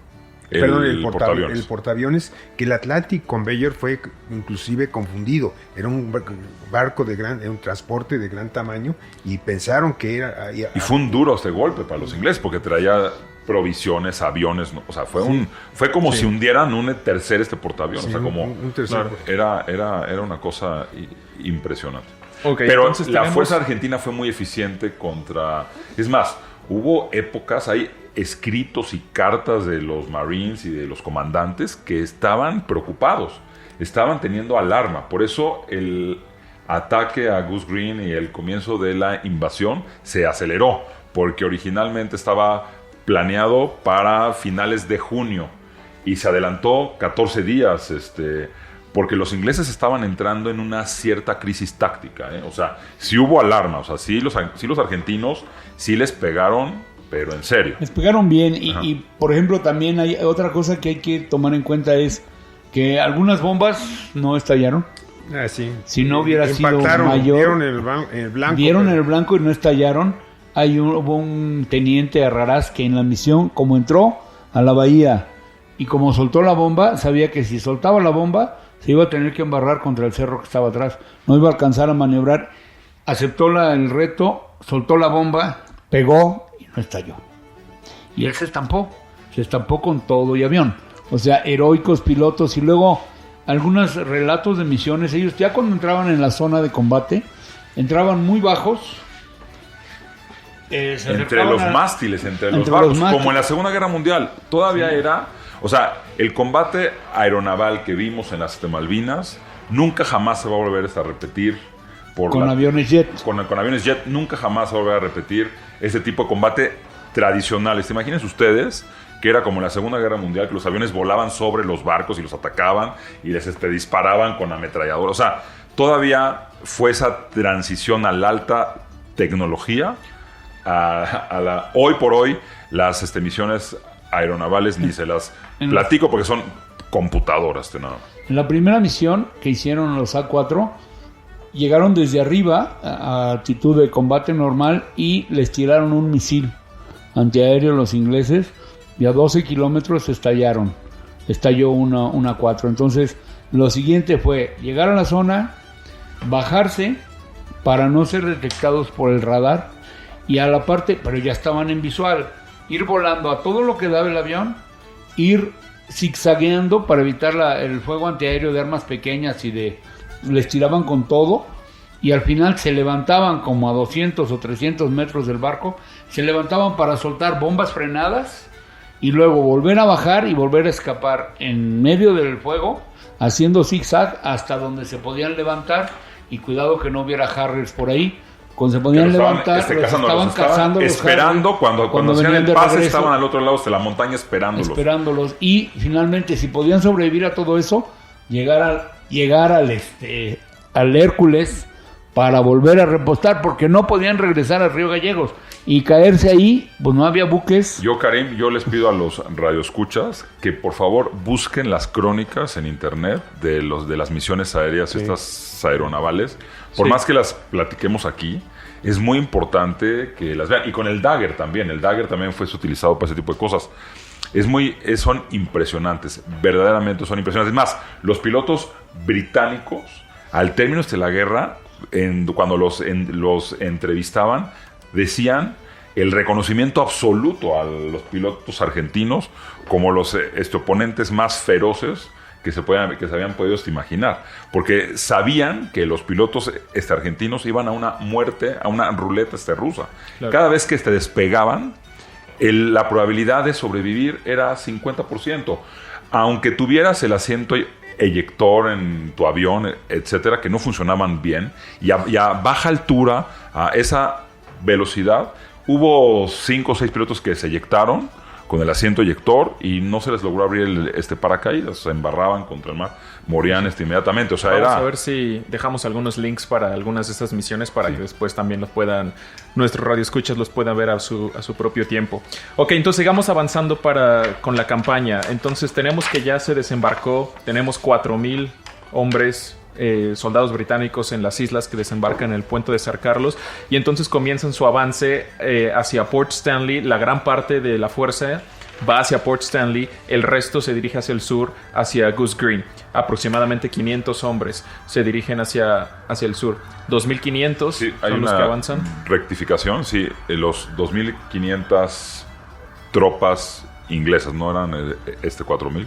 Ok, 2.500 son las que desembarcan. Ajá, y el ataque aéreo, por ejemplo, en la invasión, previamente los Harriers GR3 se encargaron día y noche, la Fuerza Aérea Británica, la Royal Navy, de castigar las posiciones antiaéreas, las argentinas, con mucho apoyo aéreo, pero mal plan. Sí, sin duda. Y muchos comandos de SAS que fueron desplegados en diferentes partes con helicópteros que fueron puestos en puñados en la retaguardia argentina también, o sea, okay. Con los scouts y con los Lynx. Ellos tenían un misil antiaéreo Milán y tenían varios misiles puestos ya en Puerto Argentino y fueron dañados por los Royal Commandos, pero sí llegaron a un Harrier, lo tiraron con un Milán, tengo entendido, y con fuego antiaéreo. Y otro Harrier explotó solito, habiendo despegado, no sabe qué pasó, iba bien cargado de bombas, y empezaron a alejar del Invencible, estalló en el aire. Ese no lo tiró nadie, se cayó solito. Hablemos entonces de estos dos combates importantes que son los que realmente definen y al término son los que hacen que el conflicto lo ganen los británicos. Hablamos del combate en Goose Green y posteriormente del combate por Port Stanley, en las colinas afuera de la ciudad. El combate en Goose Green, hasta donde tengo entendido, son 500 tropas británicas las que van al combate. Los argentinos estaban atrincherados ahí e inicialmente tuvieron bastante dificultad los británicos para poder entrar. Finalmente fue un movimiento de flanqueo por el lado izquierdo de los argentinos, lo que logró, digamos, romper la defensa, pero también los bombardeos navales a las posiciones de artillería argentinas. ¿Qué podemos hablar sobre este combate en Goose Green? Bueno, en Goose Green estaban bien defendidos, estaban bien parapetados, tenían artillería y eran tropas regulares. Estaban más apoyados en tropas regulares y les costó mucho trabajo a los infantes ingleses ir avanzando. Se fue deteniendo el combate. Incluso los primeros días la cosa no estaba decidida. Se defendieron con bastante ánimo los y estaban aprovechando el terreno, la falla del terreno. Goose Green fue la primera línea de defensa que ponen los argentinos para repeler la invasión británica. Eso es muy importante que hay que entenderlo, ¿no? El desembarco fue en San Carlos. Y el camino hacia Port Stanley, el camino natural, era a través colina de Goose Green. Que justamente tuvieron que ir a pie porque ¿cómo se llama el barco que hundieron que traía los helicópteros? El Coventry es el que traía los helicópteros. El Conveyor. Ese es helicóptero. No, pero también el Coventry también. en ese momento también no pudieron despegar algunos helicópteros. Fue un caos. Y las piezas de los de tanques, artillería. Ustedes que conocen esas cosas. Yo no tengo idea de tanques. ligeros. Ellos realmente los únicos vehículos de combate, digamos por así, semejantes a un tanque, fue el Saracen, Scimitar, que son unos vehículos prácticamente ligeros de exploración, utilizados como tanques. Pero serían scouts porque llevan bien. cañones pequeños, 25 milímetros, son muy rápidos, llevan oruga que los hace subirse por donde sea y tiene la misma esta aleación de duraluminio y titanio que los hace rápidos y ligeros, pero ellos sí llevaban medio acorazado para poder combatir. Sí, bueno, y tenían además cierta flotabilidad, por así decirlo. Sí, y los ayudó mucho en el desplazamiento porque llevaban ahí mochilas, llevaban una serie de... Ahora, hay un tema a los radioescuchas. Las Islas Malvinas no son chiquitas, ¿eh? Porque todo el mundo cree que las islitas, así como que se las imaginan así con una palmerita, una cosa así. Las Falklands o las Malvinas tienen el territorio como Irlanda del Norte, o sea, es un tema grande, o sea, ese territorio grandes, son grande. Tienen varias montañas, son rocosas, no hay, o sea, creo, según yo, no hay bosques, todo es estepa. No hay madera, no hay madera. Pelón. No hay árboles. O sea, y luego la caminata Goose Green, que fue exhaustiva, pero tenían que hacerlo rápido. Sí. O sea, los ingleses adelantan la invasión porque sí se ven en problemas y la idea es hacerlo rápido, a toda velocidad. Es una invasión con lo que tenían, porque es lo que les quedaba. O sea, les quedaba su preparación y sus pies, y es lo que les quedaba. Con una mochila sumamente pesada. 32 kilos. Llevaban comida, llevaban municiones. Eran bastante, no podían depender, porque los helicópteros se habían al fondo del mar, no podían depender de helicópteros grandes que los abastecieran. Tenían que caminar rápido, porque lo que dice Pepe es muy importante. En este momento, cuando los ingleses se dan cuenta de que en la guerra de desgaste la iban a perder los ingleses. No podían permanecer más tiempo allá. Estaban en casa del demonio, o sea, no podían darse el lujo de estar más tiempo sitiando algo que no iban a poder conquistar. Tenemos entonces la batalla en Goose Green. Gana finalmente el enfrentamiento los ingleses. Me parece que son 900 tropas argentinas las que se rinden. Hay fotos muy famosas de cómo dejan sus cascos. Y no les sale barato a los ingleses. Claro, no les sale claro, también hay muchas bajas. De hecho, los ingleses ahí son... quien gana son los paracaidistas. Sí. Los paracaidistas británicos. Inclusive hay el jefe de ellos muere en un acto heroico. Ahí, en Goose Green.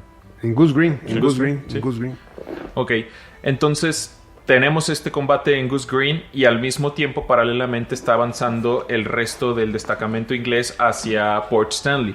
Que aquí lo que me interesaría que platicáramos es que Port Stanley, fuera de la ciudad, hay varias colinas, principalmente 4, que es donde se dan los principales combates, que es donde los argentinos estaban atrincherados. La característica interesante es que la mayoría de estos combates se dieron en la noche. ¿Por qué se decidió hacer combate nocturno? Bueno, el combate nocturno era una habilidad que tenían desarrolladas algunas tropas especiales británicas, sobre todo los Royal Commandos. Llevaban grupos de gurjas, ¿no? Los gurjas son buenos para combatir de noche, son muy sigilosos, son chiquitos y peligrosos. Y hubo un enfrentamiento donde se dieron contra estos que te decía yo, correntinos. Fue un enfrentamiento muy violento, casi todo al alma blanca, o sea, no echaron un balazo. Se destriparon alegremente ambos bandos hasta que se fueron retirando a sus puntos de partida. Perdieron bastante gente los ingleses, también los argentinos, y se van haciendo los ataques de noche porque de cualquier manera eran conscriptos, no estaban impuestos, el miedo a morir es natural, y en la noche se sentían más indefensos. De día tenían mejor presencia de ánimo, y de noche iban tomando más riesgos. Nunca habían combatido, y menos de noche. Entonces esa era una ventaja táctica de los ingleses, ¿no? Vamos a las conclusiones entonces. Terminamos con Finalmente, como ya hablamos, se ganan los combates en las colinas fuera de Port Stanley, se sitia la ciudad y pues los argentinos ya desmoralizados, con el puerto bloqueado, rodeados tanto por tierra como por mar, simplemente deciden rendirse. ¿Cuándo es la rendición? Se hace el 14 de junio. 14 de junio. 14 de junio. Se rinde Port Stanley. También hay otra cosa muy importante que se tiene que tomar en cuenta. No tenían comida.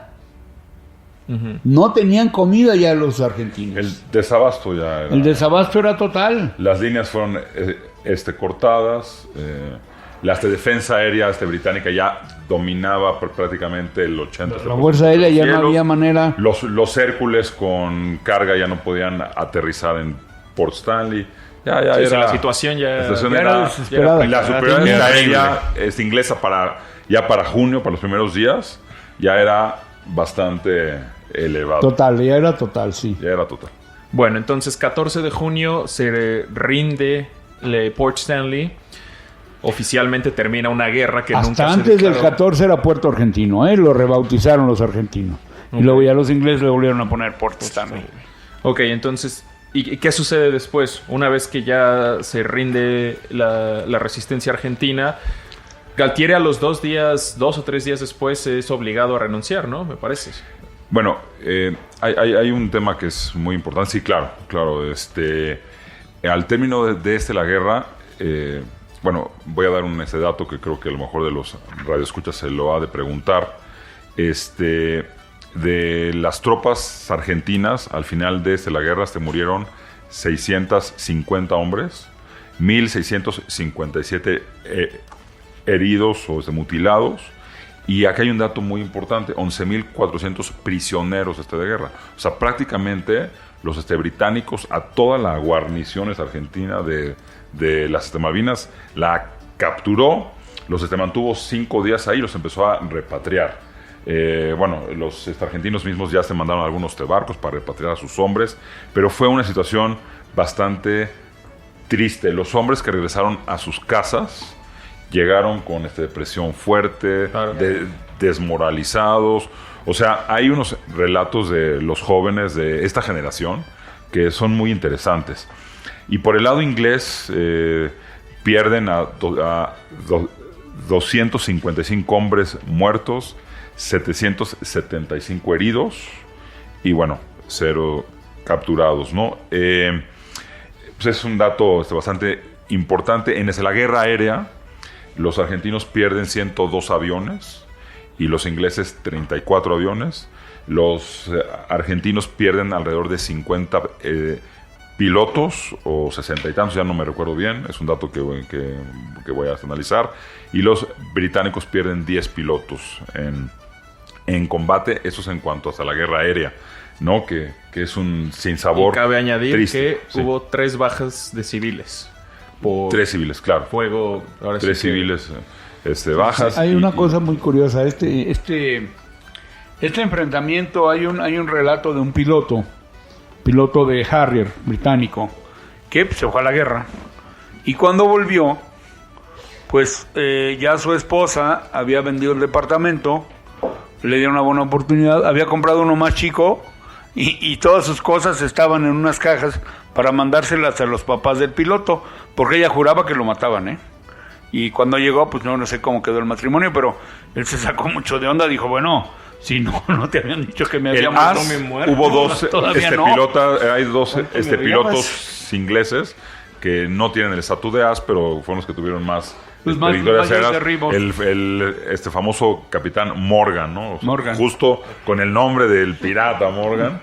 Y el otro el otro que tuvo 3 victorias, no me recuerdo el nombre ahorita, pero te mencionaré más adelante. Y eso es lo que sucedió posteriormente, ¿no? Posteriormente, Argentina nunca va a ser la misma a raíz de este conflicto, el trauma de su guerra, de su situación, que los evidencia internamente, pues va como cadena que va a terminar con la dictadura militar.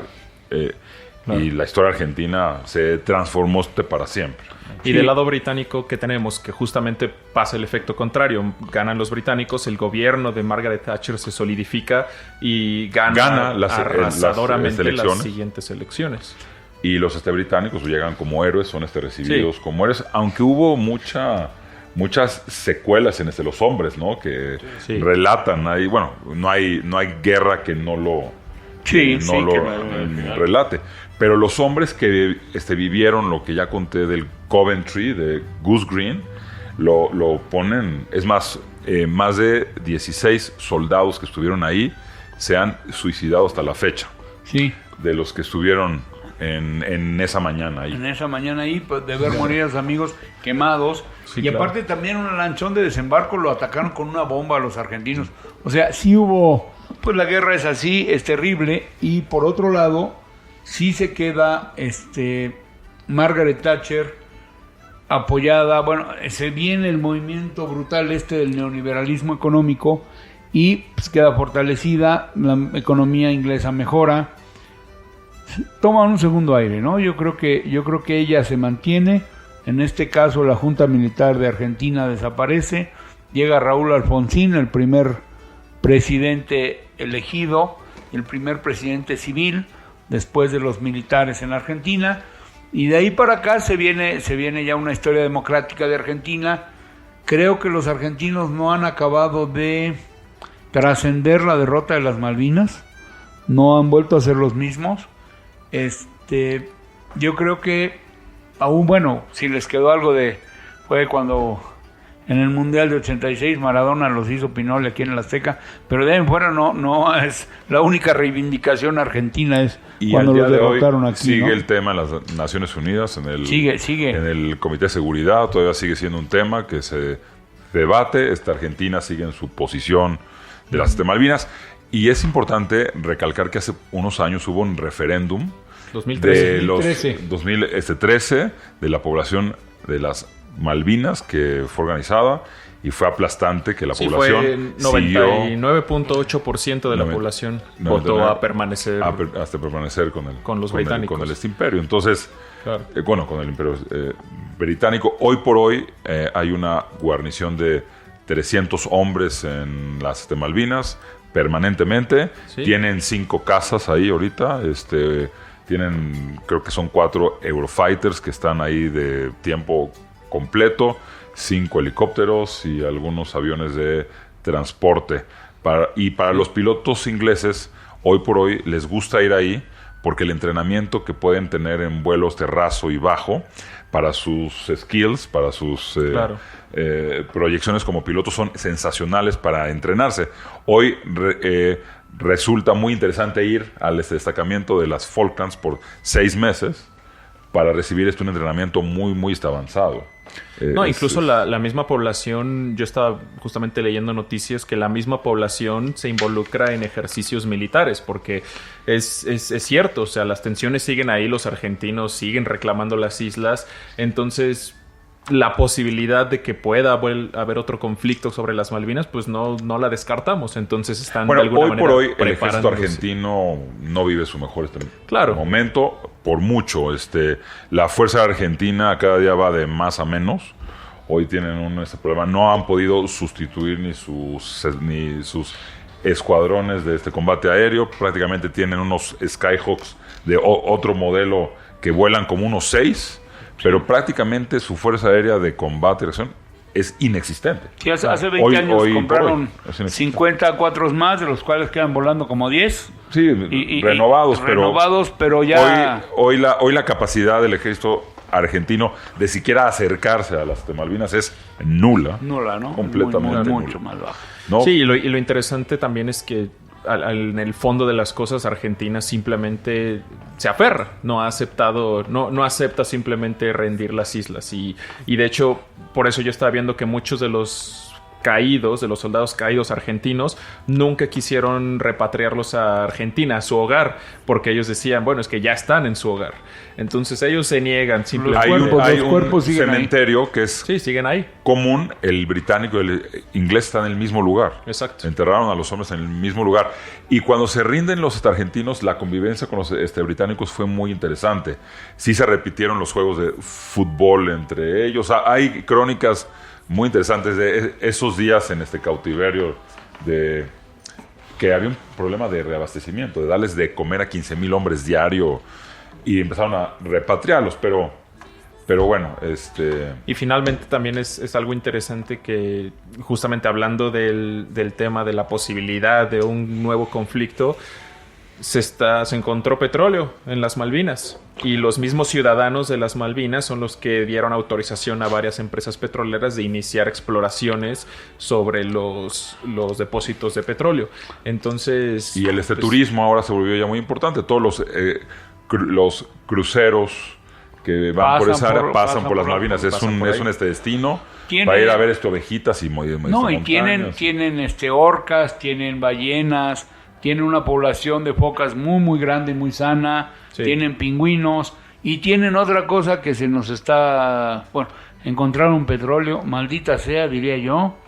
Y dijo el poeta que el diablo escrituró los veneros del petróleo, ¿no? Pero bueno, entonces no todo puede ser perfecto, pero el asunto es que también todos aquellos países que tengan en la caída natural a no sé cuánta distancia posesiones, cuando la Antártida se libere a la explotación, podrán tener un gajo de la Antártida. Por eso los ingleses nos sueltan las Malvinas. Claro. Porque las Malvinas les dan un acceso a un pedazo de la Antártida. Pero un pedazo grande. Porque no es lo mismo tener, por ejemplo, la proyección que tiene Chile hacia la Antártica que lo que tiene Argentina con las Malvinas en su poder, lo que sería para ellos. Entonces eso de por sí la posesión de los argentinos es grande, sí, pero sería mucho más grande si tuvieran las Malvinas, y los ingleses quedarían excluidos porque no tienen ninguna posesión. Tienen parte de la Commonwealth, Australia, Nueva Zelanda, pero para ellos las Malvinas son vitales por la situación de la Antártida. Es un puerto, claro, es un puerto crucial. Bueno, pues ahí está. Algunas conclusiones, algunos pensamientos finales, algún comentario que queramos hacer. Yo quisiera hacer el comentario. ¿Cómo tenemos que denominar a las islas? ¿Las Malvinas o las Falklands? Yo les digo las Falklands porque me caen bien los ingleses, pero pues ahora sí que cada quien le diga como quiera, todos sabemos de lo que estamos hablando. Para mí es más fácil las Malvinas, pero admito que los ingleses las ganaron en una guerra justa y limpiamente, así que habrá mucha controversia, pero creo que son ahora legalmente las Falklands. La ganaron como se debe. Son habitadas por ingleses y el referéndum es lo que demostró, que realmente la población ahí quiere seguir siendo británica. ¿Algún otro? No. Pepito, ¿algún último comentario?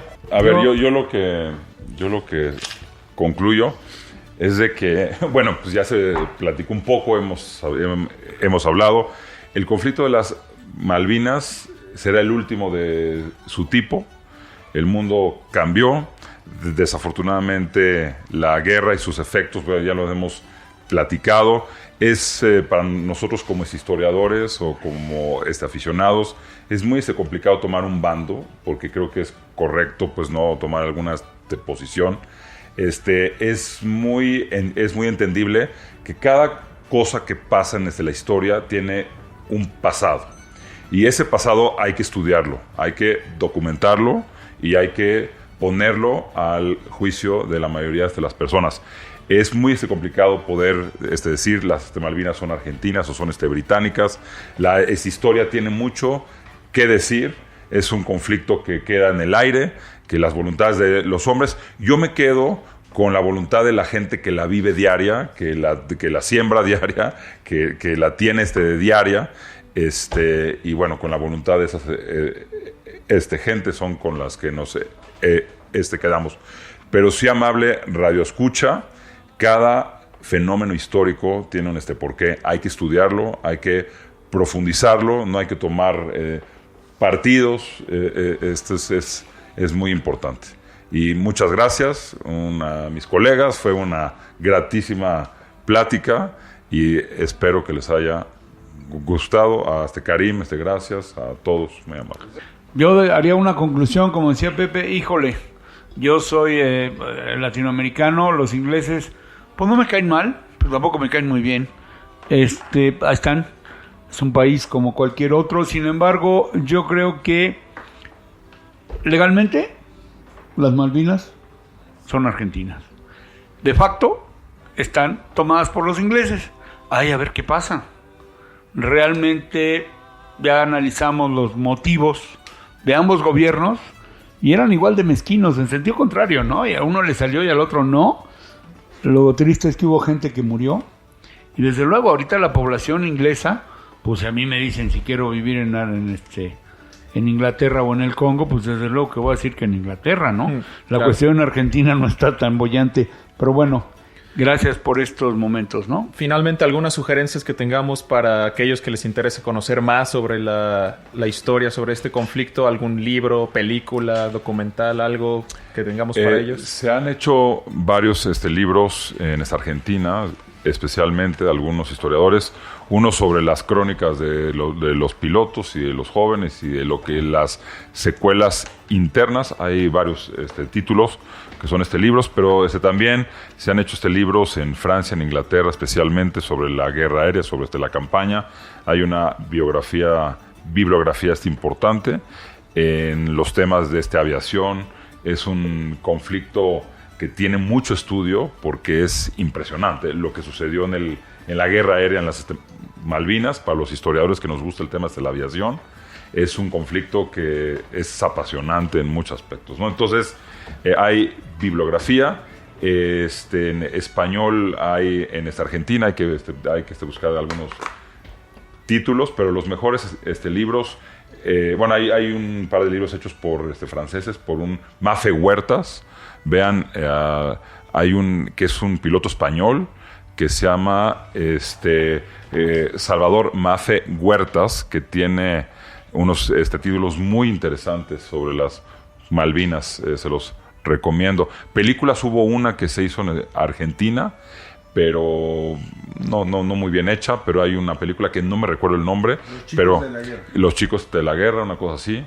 Y los británicos, la BBC ha hecho varios documentales que los pueden ver en YouTube. Y History Channel recientemente acaba de sacar una serie de la guerra aérea en las Malvinas, que altamente recomendable. Sí, pues todo eso está ahí en YouTube. Vamos a ver si les dejamos algunos links aquí en la descripción. Yo nada más quiero decir que si la guerra dura 15 días más, la pierden los ingleses. Ya estaban en el punto de ruptura, pero ganó la falta de abastecimiento a los argentinos. En fin, yo creo que métanse a YouTube, busquen lo de History Channel.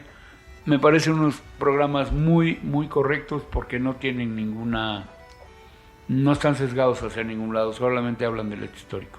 Y me gusta mucho. Don Luis. Yo recomendaría un libro que se llama The Battle for the Falklands, de Max Hastings y Simon Jenkins. Es de la compañía W. Norton y es publicado en Inglaterra en 1983. Un libro realmente que describe desde el punto de vista británico. Sí. Ahora, también hay documentación que se ha revelado. Assange, en Wikileaks, hay una carpeta muy impresionante de las Malvinas. Y Snowden, también, en el tema también hay muchas cosas que se están reinvestigando de las Malvinas. Hay algunos autores ingleses que la están reescribiendo.